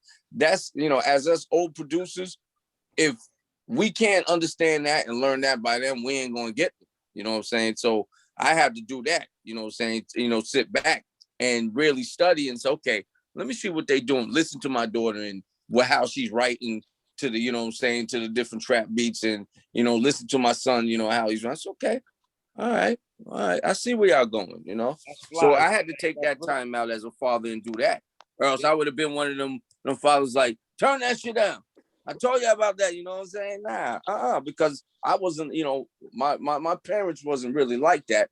But, you know, I see parents that I grew up in, people that I known, their parents was like, turn that shit down. Y'all ain't gonna be bumping. Yeah. It was constant, you know? Well, that was kind of like motivation for me, because like my mom used to say that all the time. Turn that noise down, turn it down. And I kept going, I kept working at it. Yeah. It was motivation. And then one day I was playing a joint that I did, and she was dancing to it. And she didn't know it was me. She was like, what is that? And I was like, this is me. She's like, really? And she kept dancing to it. So I was like, okay, I'm getting somewhere. Okay. Yo, but y'all know what's funny to me? Our generation seems to be the only one, like Stress started out. It was new for us, but our parents didn't understand it. But the younger people, they'll tell you today, that came out 10 years ago. I don't know that. But why are we the only ones can go back to the 70s with Al Green, Earth, Wind, and Fire with our parents' age, and then can step up to the futures or whoever's doing music now? Nobody before or after us. Well, we soaked it all in. That's why the art of sampling is so important. Right. That's why we're known as Generation X. 17-year-olds, like this new generation. Cause I'll bring my young king in here and he'll quote everything. He'll like I won't coach him. He knows his science. He knows this music. Yeah. So that's the same thing with my 25-year-old. She knows. There's a lot of these kids we're not giving them the credit. They know it. Right. There's a group of individuals. That's why I said it skips a generation, because there was a generation who rebelled against us because we dropped the ball. It wasn't because like, yo, the communication gap happened because we wasn't communicating properly. We didn't start the conversation the right way. But we can't blame them for not listening when we ain't listening to them. Right. If we don't listen to the adults, if we don't listen to the ones before us who came and gave us the jewelry and the game, and you don't listen to them, and you ain't paying attention, it's gonna skip a generation. Right. True. That's crazy. You say that because you can't mold and don't listen. You got to listen and mold. You know what I'm saying? Exactly. The next generation will pay attention. They are like the youngsters, the ones after the ones who ain't paying attention might be in the room just with their ear to the joint, like, yo, you ain't paying attention, but I'm listening. I'm listening, right? I don't want to say some of that shit is all right too. If you really, I don't want to say I'm a youngin or an old. I'm kind of in between. I'm 37, but like I fell off hip hop, and I say it fell off because it changed, right? So like the 90s, what made me fall in love with hip hop was like the DJing and the great beats and the lyricism, right? And then the 2000s came and it was like dancey, and then that's when I started like DJing as like a job, right? And I would go to these fucking top 40 clubs, and they want to fucking hear Britney Spears and then Snoop Dogg all day. You're like, what the fuck? So I fell off. Snoop is dope, though. To where like hip hop came from, you know what I'm saying? And just like listen to sample digging, like finding funky records. Like that's how hip hop started. That's how. You know what it is at the end of the day. I'm gonna tell you exactly what everything is. I'm gonna tell you from my point of view. Like you were just saying, it was the art of digging, finding something else that meant something like to blow your mind. Like, how he come up with that shit? How you come up with that shit? Motherfuckers was trending so much on all this crazy shit. That they fucking fell involved in that shit instead of being like, no, I'm gonna do what I know that's dope on this part of this person, this part of that person, of this part of where I came up, and just bring a whole new that what you ain't doing. And that's what hip hop always was. It's Right. like Nas said, there's no ideas original. You know what I'm saying? So it's like and then boom. what's happening? I feel like it's coming back. I feel like the music that's come out in the last 2 years. I can never think. You hear a lot of like samples that. integrated. There's a lot They're of flipping samples. a lot of samples. Yo, it ain't never go anywhere, man. It's But the always been lyricism, there. it's coming back. There's only a few artists that are doing it, and some of the old school cats are stepping up. Hopefully, it changes things. Anybody in here that grew up in a certain time or whatever they were doing, if a motherfucker had a certain pair of sneakers or did a certain type of whatever they did, and you didn't, they fucking blow your mind. How the fuck you get them shit? You know what I mean? That's what it was, yo. That's what it was, yo. The art of fucking fucking surprise, the art of fucking like, how the fuck did you do that shit? You know what I mean? I made you think, come up with that shit. That's how what you do fucking, that, there. Yeah. How you do that? No, but I'm saying, you know, when something blow your mind, like, yo, my God, that shit is some other shit. You know how to Millie rock? No. The Millie rock. My kids know how to do that shit. Millie rock was an old school dance we used to do. I forgot, what was that? It's a half. What did they call it before? In the Dougie. That's what it is. The walk in the Dougie. That's what the Millie rock. Something like that. Yo, no, I'm grumpy, man. I'm a grumpy dude. Of course. Yo, but you know what happened though? Yo, Rex, what you were saying is right though. My little brother surprised me. Because yo, he's a lot younger than me, man. And yo, he really, I don't know if he's trying to put on and impress me, but every time I talk to him, man, he really studies this. It's almost like he's in a time warp. Like he's listening to Illmatic, he's listening to Wu-Tang. Yo, I go on Instagram, he's at the Griselda Buffalo Kid grand opening with West Side Gun. You know what I'm saying? He came from Virginia to go all the way there. To go all the way up to Buffalo. That's that mad skills kit, Black. So I'm like, wow, you know what I mean? So he's really, you know, and he listened to me. You know, he listened to my music and music like what we do. And I think he do that just to stay close to me, like as his big brother or whatever. But, you know, ain't nobody going to fake liking something just to make somebody, you know, he's into his stuff and he knows his stuff. And it makes me think he does listen to the new stuff too. You know, that warrior spirit you have is necessary, beloved. Like, like the mind frame you have about it is definitely necessary. But like, it just also like it could turn young people away. Together, you got one and two together. You can have that warrior spirit about what you love and still love it. Yeah, you're right. And still listen and still hear them out. And like, because that's the last thing I want to do is to make a young brother feel like he can't come to me. You know what I mean? And he can't talk to me about stuff and that I don't understand him. And you got jewelry, man. Yeah, that's the worst thing, to be turning away the youth. You're right. That's the worst thing. Because, you know, like, it's important. You're right, on every level. Music, forget music. Just you know, in my music, for a long period of time, like, I was calling out everything. But, I'm notorious for, like, calling people's names out. Like, and like saying certain things about certain artists for a period of time. And then I had to check myself because I'm like, yo, I'm going at certain individuals for their art and I should just be respectful of people's space and let it exist. You know, like I could do what I'm doing and none of that is affecting what I'm doing. I went through the same thing. Other people were doing and being mindful and checking to make sure that they was being true to the aesthetic. And I'm like, yo, what really is the fabric though? What is the fabric? The fabric. And why the way I walk? Why do I need somebody else to walk? Let artists be artists. Let them do all the uniqueness. We need every aspect from Old Dirty to Danny Brown to like whoever, man. We need every aspect of it because it gives the most. Yeah, we need the variety. You know what I'm saying? We need all that.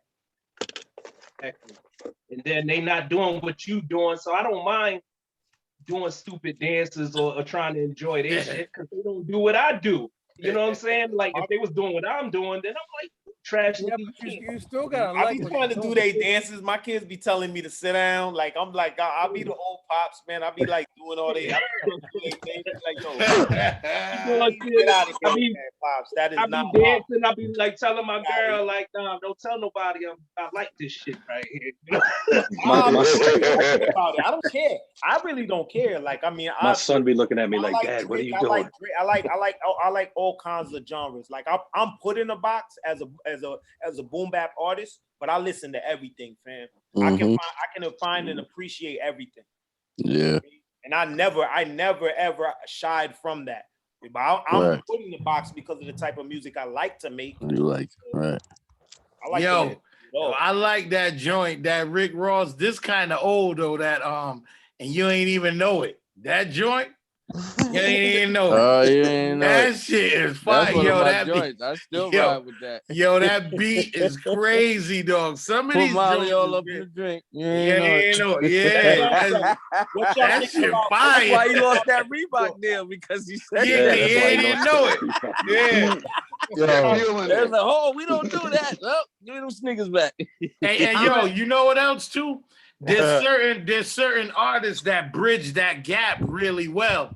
Like Kanye, Pusha T. You know, this like Pusha T somehow managed to morph that God willing into the new age. Into the new age, yeah. And he's getting doper as he goes along. Like, yo, he's a talented dude. I love what he does. I like how Jay kind of stayed Jay-Z, but he still kind of moves through the decades and stay relevant. I love it. Yeah, because they study. They do what a lot of the older generation artists that try to make the comeback, they don't sit down and study the newer generation to see the swag, because wordplay has to do a lot. If you still using I'm the grandest MCs or like shit like that, that might be dope right now.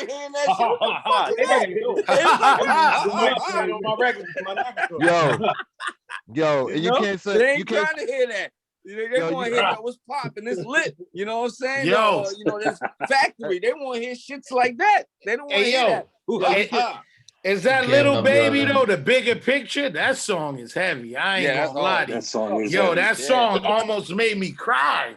That I was listening to I listening to that song like, yo, this young brother is really saying some stuff in there. Yeah, it made me want to cry. He had the Black Lives Matter joint too. Yeah, he be having some messages in his joints. And so, what y'all think about the Dreamville camp and like what J. Cole got with his? Of course, man. I like the kid Bobby Sessions. I like what he's doing. You ever heard of Bobby Sessions? Yeah. Yeah, I know that. Wait. Yo, he got a joint with Big It's Mike. It's been a pleasure, y'all, but my phone's about to die, so I gotta dip. All right, King. All right, bro. All right. Peace and bless. Good chopping it up with y'all. All right. Yo, who said? Hold on, somebody said, all right.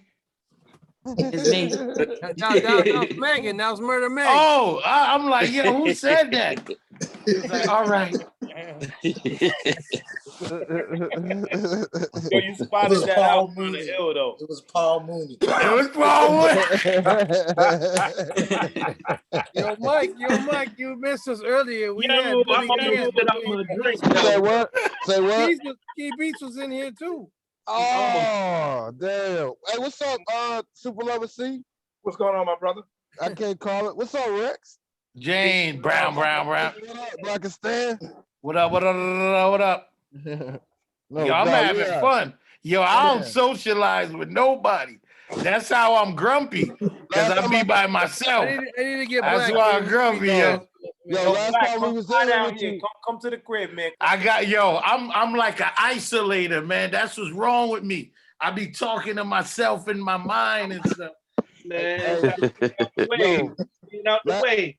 Last time we was in here, that's when Black Panther died, Blacastan. Yeah, I remember. That hurt my heart. Yeah.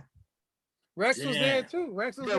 Rex was in there too. Yeah. Absolutely. Of course, Rocker was there too. Yeah. Yo, I gotta stop isolating, man. I'm starting to like delegate my own universe. Yo, come to Miami. Bad neighborhood in here, man. Bad. You bring Blacastan to Miami, he ain't gonna come back and shit. Yo, come down here. Come down here. I'm out to Millie Rock all the way.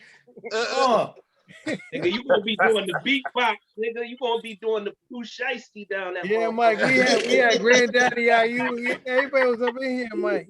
Man, I was bullshitting too. I was doing some. Oh yeah, shit. That's it. Yeah. I hate that day.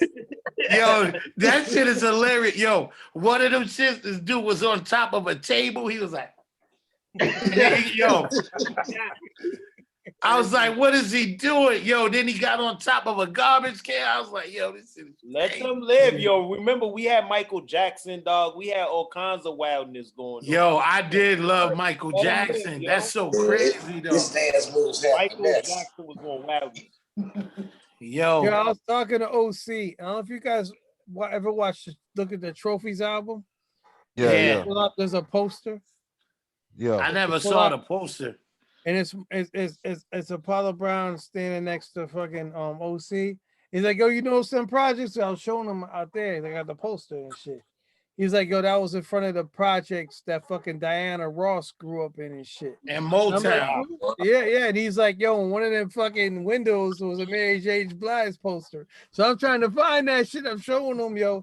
OC was supposed to be with us tonight. He just told me he had a situation where he couldn't come in here. I ain't gonna put his business out there, you know what I mean? But like I said earlier, he was bigging up Blacastan. Nah, man, that's a big he's like, my brother's fucking special, yo. I'll tell you that shit. Hey, Rex, did you and OC ever mesh on some shit? We've been talking. Yeah, he said that. Yep. We've been talking through this, like honestly. Like Nah, this but first time we conversed. I thought that already happened. Nah, not right, yet. right. So a record happened, but it wasn't an official joint. It was a DJ EFN joint. You was on the EFN joint? Yeah, I did the hook. And it was OC Royce and Why is it OC on fucking Drink Champs, all right? Why can't DIT be on Drink Champs? I mean, like, I don't know, man. It happened, I guess. You know what I mean? Yo, but you gotta remember, Black. Them tight with Joe. Why isn't DITC all on the fucking Drink Champs? You know what else too? EFN is a real hip hop dude. Yeah, so I'm sure that he started that, but it gotta make sense too. You know what I mean? Hey, what y'all think about Fat Joe not attending the Pun Plaza shit? Oh, that's deeper than any of us know, I think. Oh, but he showed up. He just took a picture over there though. Well, I'm talking about the day of though. He didn't show up. I watched Cuban Links. They got deep family issues. He wound up. He's like, man, I'm gonna tell you straight up. I don't mess with some of them people. I'm not gonna show up to. You know, you got to understand. I don't think I'm qualified to comment on that. I feel because I know that's some family stuff, man. Like, yeah. You know. Yeah, I just know he showed up by himself and took a flick, and you know, Fat Joe is one of my favorite rappers. Like, I think I was telling that. Are you for real? I swear to God, man. Yo, Fat Joe is one of my favorite rappers, yo. Yeah, Joe, would you put him number one on DITC? To me, Fat Joe is one of my favorite rappers. I always loved Fat Joe. The way he rapped. You know what I mean? And he's never been a tongue twister rapper. He's just been a straight up point A to point B rapper. And his voice is dope. Lyrics was always dope. And he always had dope beats. And he, as a person, was always just a dope person. Like just his persona. I don't know. Fat Joe. And then throughout the years, he managed to stay dope throughout the years. And always could come with a smash record, like a smash record that I like. Like even the last smash that he dropped over the Luther Vandross sample, that shit was fire. Everything is fire. What's love got to do? Even that shit was fire. Joe is that guy. Jealous One's Envy was classic. Jealous One's Envy was classic. Yo, the shit when he went to go visit his aunt and stuck up his cuz. Yeah. The fucking shit is real. Get down on it. Get down. Yo, come on. Yeah. Hustling is the key to success. Yep. And then on top of all that, he brought us Big Pun. Right. You know, mother saying he stole his rhyme book when the remember mother saying stole Big Pun rhyme book. Hey man, I Fat Joe still is don't that see guy. why everybody gave Big Pun that much I still would have went after Chris Rivers though. You know what I'm saying? Chris Rivers is dope too. That's some genetic skills got transferred, man. You can't fake being dope like that. It's just genetically, he is dope. I was listening to him, man, and I was like, yo, this kid really can rap. He shared a trait and shit. Yeah, man. Yeah, man. Would you put him in your top 5? Who? Fat Joe? Fat Joe's in my top 5 all day. Who's your top 5 Blacastan? Let me tell you something, too. What? I never answer this. Let me tell you something. I never answer this because there is no top 5 for Blacastan. I'm not going to let you bait me into this. You know why? Because, yo, I really love hip hop a lot, and I would never desecrate hip hop and say top 5. That's a desecration because in every level of hip hop, there's a top MCs. So it's no way that you can top 5 something that spanned all these decades, genre. You can't do it. Because then you gotta say 80s top 5, then 90s top 5, then underground top 5, and there's no way you could just. No, but what I would say top 5 meaning like where they held their fucking time from the beginning to here. Because you're gonna leave out dope people, man. Yeah. No matter what. Yeah, it's better to be done. Who's Blacastan's top 5 right now? I don't listen to nothing right now. I'm who stuck, man. Who have you rolled with? Who are the top 5 people you have heard in your car the most? That would be Dylon. Oh, you know, I was getting ready to say that too. Hit it with the Dylon. Nah, but you know why? Because it changes. Like it changes. Like I'll be in a mood. Yeah. I've been on a J. Rooter Damager kick lately. Okay. You know, I could rock a mic without static. Dirty. Come on. I've been on a Boogie Monsters kick lately. See? From the first album. But they're not in my top 5, but I get it. See? And so I go down these wormholes of like these little errors in rap and say, this kid, Hus Kingpin, he's a newer MC. He's fucking incredible. He's incredible, man. There's a lot of new incredibleness going around, man. Some of these dudes is like really awesome rappers. Yeah, I've been listening to RJ Payne lately. He's been I like RJ Payne. I like RJ Payne. Yeah. Monster. I'm like, gosh. It's scary. Like listening to him. I'm like yeah. I've been trying to listen to him to wait till he mess up in a freak. I'm like, and you can tell he's going off top of the head. Like he's nasty. He's nasty. See, like when you see a rapper that no matter what the beat is doing, he's commanding the beat. Yep, he's commanding. Like when you get a rapper like that, like his flow don't change. The beat can change. He's like, this is RJ Payne. That's how he's rapping. Yep. And he give it to you like that every time. Every time. Let me ask y'all something. He was rapping over that Daddy Kane raw shit. Rappers y'all rock with? Female? Yeah. I don't like. It's right too now, much of that booty popping shit right now. Nah. Yo, too much. Have you heard Ciroc, Mumu Fresh? Have you heard like you never heard of Ciroc? That girl, the one that's with 38 Specs. Noir. Say no word. Say no word. She right there. Hell yeah. Rhapsody is dope too. Ciroc got a record with Black Thought. For real? Yeah, bro. I like Ciroc. Ciroc dope. I don't think Ciroc dope. You got Shay Moon. You got Amani. Who's better than Black Thought? Who's better than Black Thought? Nobody better than Black Thought right now. Nobody. Who's better than Black Thought? Yeah, there's one She's the girl particular from Rose Tree. female I'm not rapper getting I'm that digging. debate. RJ Payne could go head to head with Thought right now. Yeah. RJ I Payne think could Payne go. can give him some business. I think Payne can give him the business. Nobody seeing Thought. But like, yo, I seen Thought get got on a record recently. What? Yeah. What record? By who? One of my By favorite, who? one of my favorite artists right now is called Toby and Wigway. I don't know if y'all know who Toby and Oh Wigway yeah, is. yeah. Toby and Wigway is a Nigerian Right. super dope rapper singer from Houston. And, Yeah. and yo, his whole wave is incredible. Everything he's doing. From Hold on. Do he talk like Michael Blackson? Nah. No. I'm be like, yo, my brother. Listen to what I'm saying. He's fly with his movement. He's super dope with he's dope with his lyricism, and he's also dope with his singing, and he has everything together. Everything is independent. Is black excellence. So he got a record called Father Figure. I fucks with Elzai. Featuring Black Thought and Royce. Royce, I heard that. That's Royce dope. the 5'9" Yes. dismantled that record.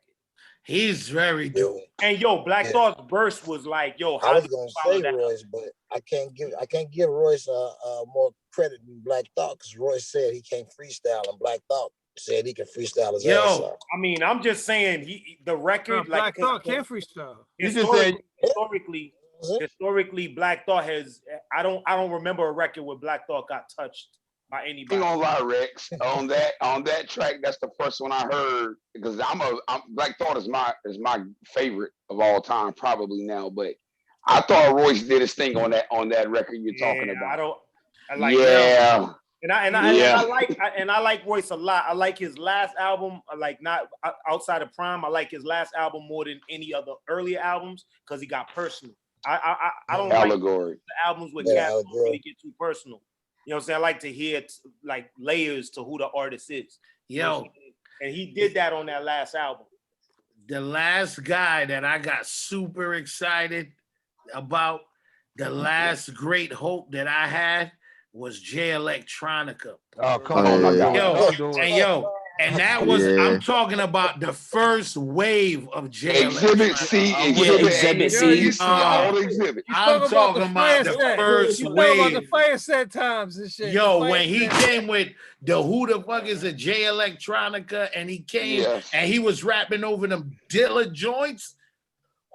But bro, okay, Blacastan, but then what happened? He was special. When he came, brother, that was like the holy coming of the hip hop messiah shit, man. But then he took too long to drop videos.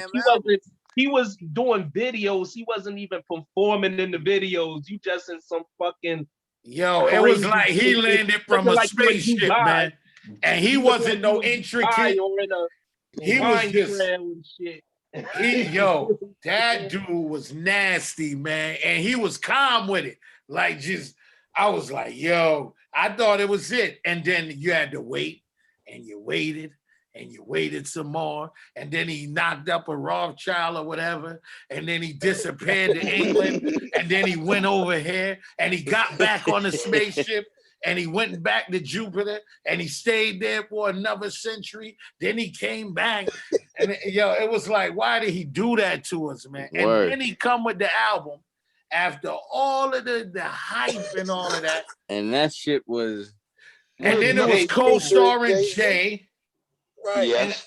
I couldn't understand it, Reks. The mixing on that shit was terrible. I don't know who mastered that album. The album was good. But it was like, good, but I didn't like the mastering. I thought it was going to be sonically more. He wanted it to sound like Doodoo. That's his whole thing. Yeah. I think but there was no Just Blaze track on it either. Hey, I get hype when I hear a Farrakhan sound bite. I hear him like, and you brothers and you afraid of the word. I thought it was dope. Honestly. I don't pay attention to like social media, and I don't pay attention to the hype of like what's going on in outside personal lives if it ain't on the record. So I don't know what's going on with propaganda. When you say the Rothschild thing, I heard that through the grapevine, but I don't be knowing stuff. Yeah, I be with the gossip, yo. I be with the tea, yo. I didn't know he knocked her up. I know he was dating the Rothschild. I don't know he knocked her up. I be with the tea, yo. I be like that Kermit emoji. Yo. I be like, Reks did what? I need to know what's going on to the work. Yo, Reks did what? Tell me more. Black, you know I tell me all your business. You know I called his bullshit back on the radio show. Ooh. Back when Exhibit C came out. Yeah, no, I was Exhibit C was heavy, dog. Exhibit A came out 2 years before. Yeah, it was. That was all he fucking had out. Yeah. He rocked that record for 10 years. For 10 years. That was word. You ain't He lying. rocked that record for a decade. Yo, was that the joint that was on Fight Night? He's the only dude that he had his debut was like a 10-year debut. Word. That's like a movie. That's like a movie premiering for 15 years in the same theater. Saigon was pretty cool. Yo, the way 10 years it took. Saigon, the hype That single ran for like 10 years hard. Hey, Reks, Saigon was very dope. It's funny you bring that up. I was hyped for Saigon. Yeah, Saigon. That album was promising, man. That album was Atlantic Records really messed him over. They messed him up because he was supposed to come out with an album, Greatest Story Never Told, and I guess Atlantic they messed that up real bad. Yo, he's doing good stuff. I still listen to some of them joints on the album to this day. He's with strange music. Who the Babies was one of my favorite records. That year, that record for the children was like incredible record. Reks, I was listening to Saigon when he was doing that mixtape shit, The Yard Father. With K-Slay. Yo, when he was running with True Life and that these are a few of my favorite things. Rest in peace. I mean, Prodigy. Like when y'all talking about, meeting some people that, you were talking about Paul Mooney and other names were being brought up. And Saigon may not be on like that status, but at the period of time he was. And I was big on not like being in pictures with people I didn't know. I didn't want to have none of that kind of like, visualization personally. Right. But Saigon is somebody who I met on the personal level. And there's a bunch of artists who I met like that, who I was so happy I met them. And they was the most personable selves. And Saigon was one of the realest dudes that I ever met. Like in this music thing. Like just having a conversation and being a down-to-earth dude. And like Styles P is another dude like that. And then outside of them, there's a lot of ones that you might want to unmeet. You know what I mean? Like never met your heroes, like y'all said. Like you really wish you didn't. Yeah. Saigon is one of the most thorough ones I met. He's a thoroughbred from day one. Every time I talk to him, it's always been G'd up. Yeah, he's dope too, man. Like super that, dope. yo. He did, like Alphabetical Slaughter. Like that used to almost be like a rites of passage. Like for you, when you was coming up, you had to somehow show your skills with breaking down the Alphabetical Slaughter. Wait, whoa. I was about to say wasn't that Papoose? Papoose? Yeah, but he did the multiple choice. He did do the multiple choice. I mean that vibe of thing. Yeah, where you kind of you or the letter P. Yeah, the letter P is one of my favorite. Joints too. With quarterback. Where you got to show your lyrical ability to do a concept joint. We came up in that era where you had to show your creativity and stuff like that. Yeah, I'm glad you said Last Emperor too, because I didn't talk on that, but Last Emperor. He's fine. Last Emperor was dope. When I heard that record, I felt the same way you felt. It changed my life. I was like, that really made me feel confident. I forgot about that record. You know what I mean? Like that record was real incredible. Wow. It made me feel like, there's nothing that I say that it made me feel like what I had to rap about was important. Once I understand. And Pharaoh Monch always was that for me. Oh, my dude, right there. Every single thing I heard from Prince Pharaoh Monch was another beast. Level. Yeah, of course, yeah. I don't know if y'all rock with the new the 13 project, but like, yo, Pharoah Monch has always been just that creative, like upper echelon. Yeah, I love that 13 joint. That 13 project is crazy.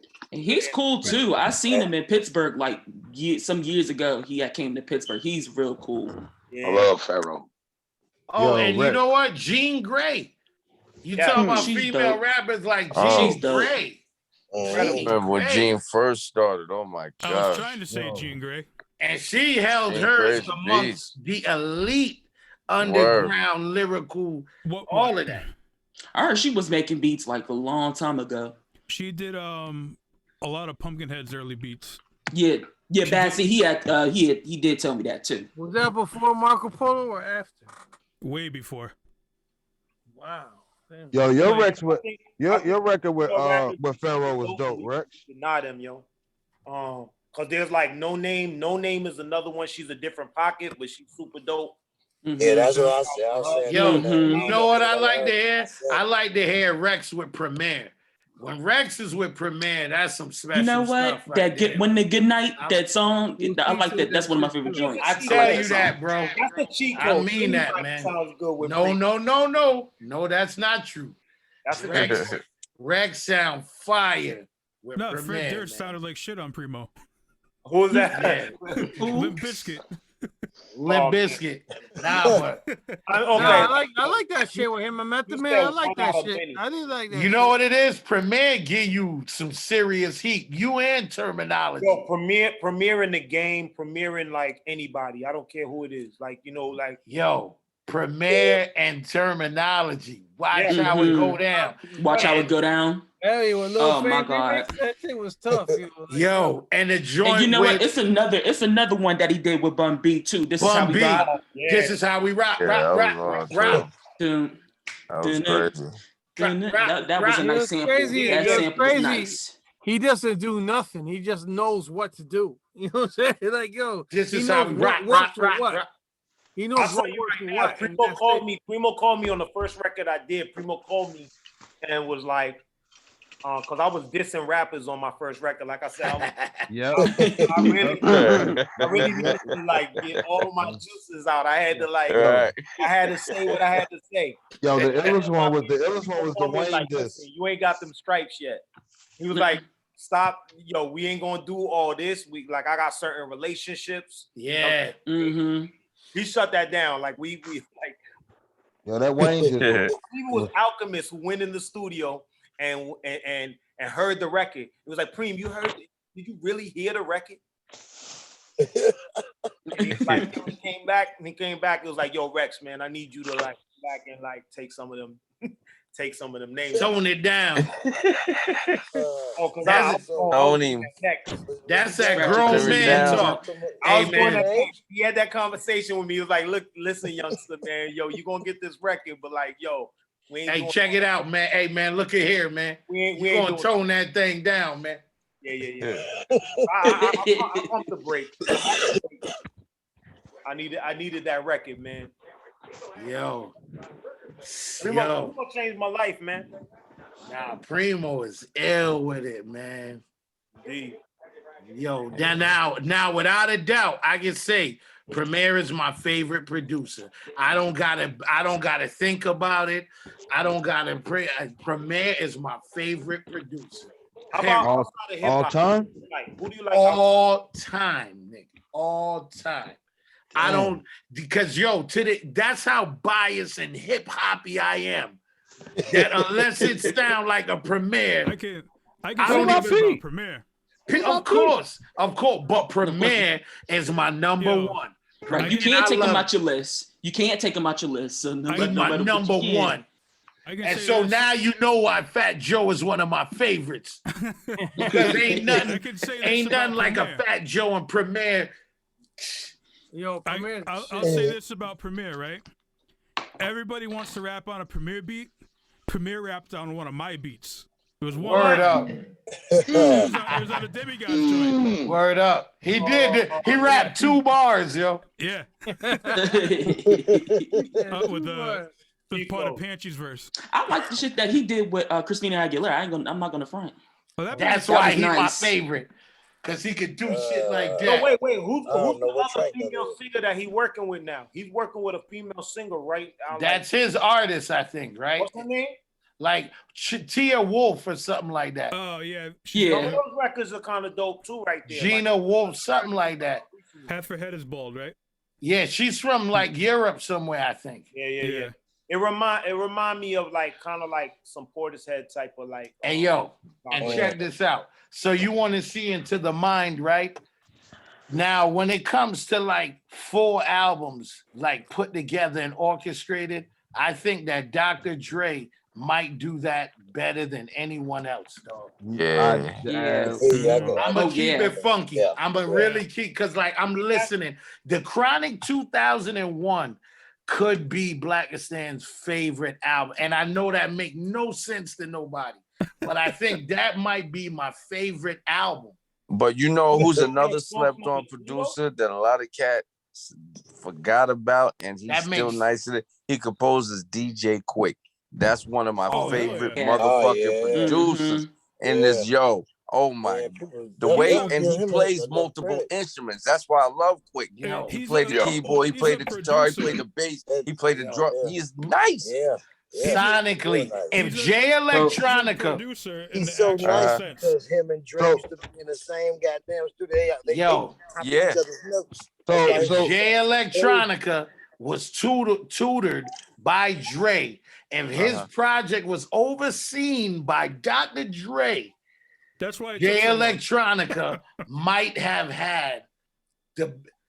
Just think about that. No, we'd still be waiting on it. Just think about that.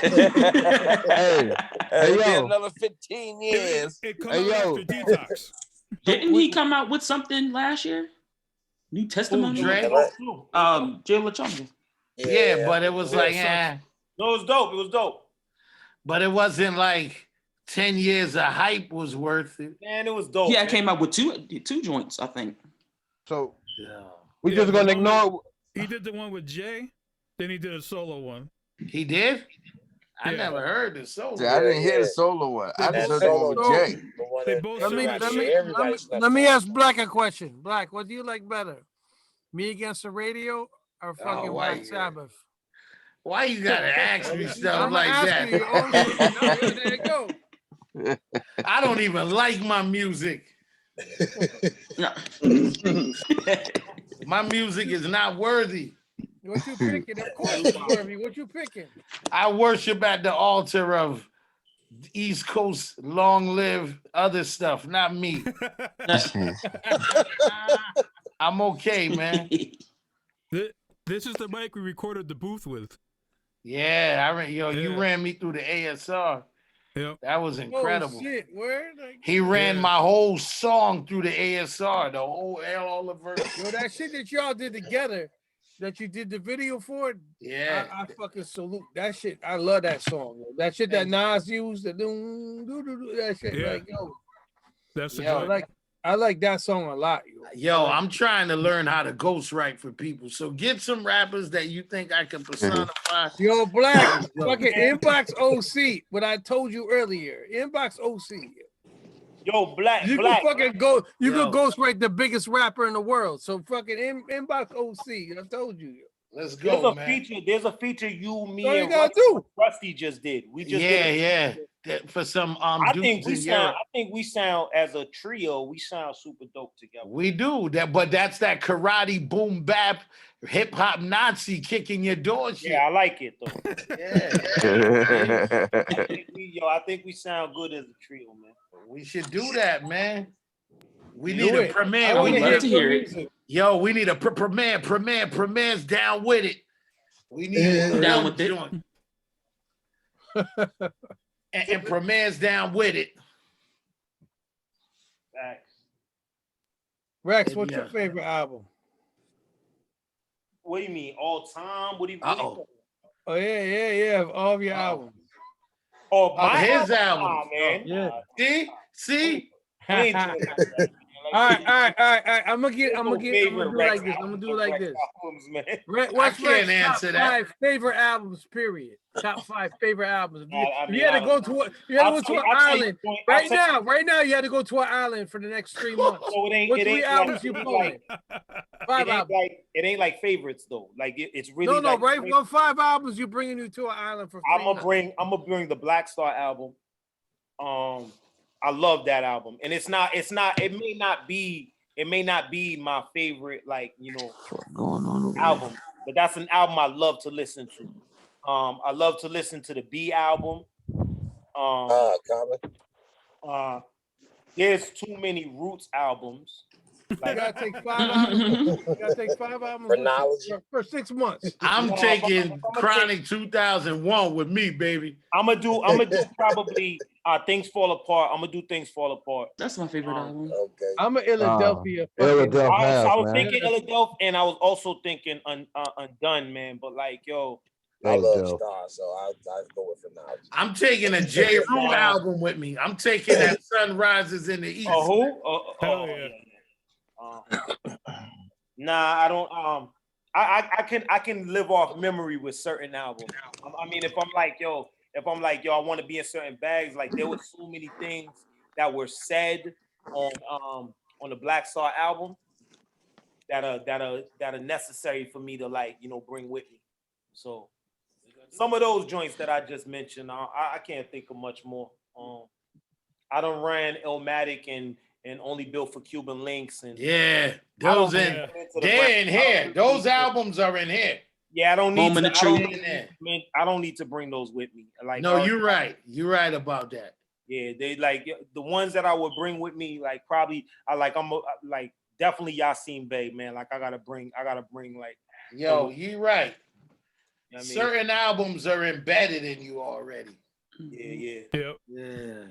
So anybody in this room, who likes the beat better of New York State of Mind or New York State of Mind Part 2? Part 1, dog. Part 1. I don't like the seconds. I like the first. The whole part. I really like the second one. Really do. Everything about Part 1. Anybody on my side with Part 2? I'm with you on Part 2. To be honest with you, I never even heard of Part 2. To be for real. Nah, the lyrics to Part 2 is probably Part 1, baby. All right. It's Part 2 is on his first really bad album. Wow. He went there. I think Nostradamus was his worst album. That was I Am and shit. You know what I mean? All I know, y'all can say what y'all want. You can say what you want, but for him to come back with Stillmatic that late in his career and get a do-over for all of that and reinvent, man, that's a talented man. That's only 6 years later, yo. That's only it really wasn't that late in his career. No, it really is not. It felt like it though, didn't it though? It really wasn't though. Didn't it feel like that though? It was 2001 and 1990. You know why it felt like it was that late? Because he dropped some albums that didn't meet the standard. So it felt like he was dying. It felt like he was dying. So Black, you didn't like It Was Written? It Was Written was good, it was good, for what it was. I'm on your same page. You didn't like I Am? My favorite Nas song is on It Was Written. Take It in Blood. Yeah, Take It in Blood. That's one of my favorite tracks so far. Hell yeah. I made it like that. I bought it like, is that one? Yeah. For Lost Tapes. Yo, Stillmatic was really a good album. The Gun is that shit. Gave you Bell. That's the one I'm talking about.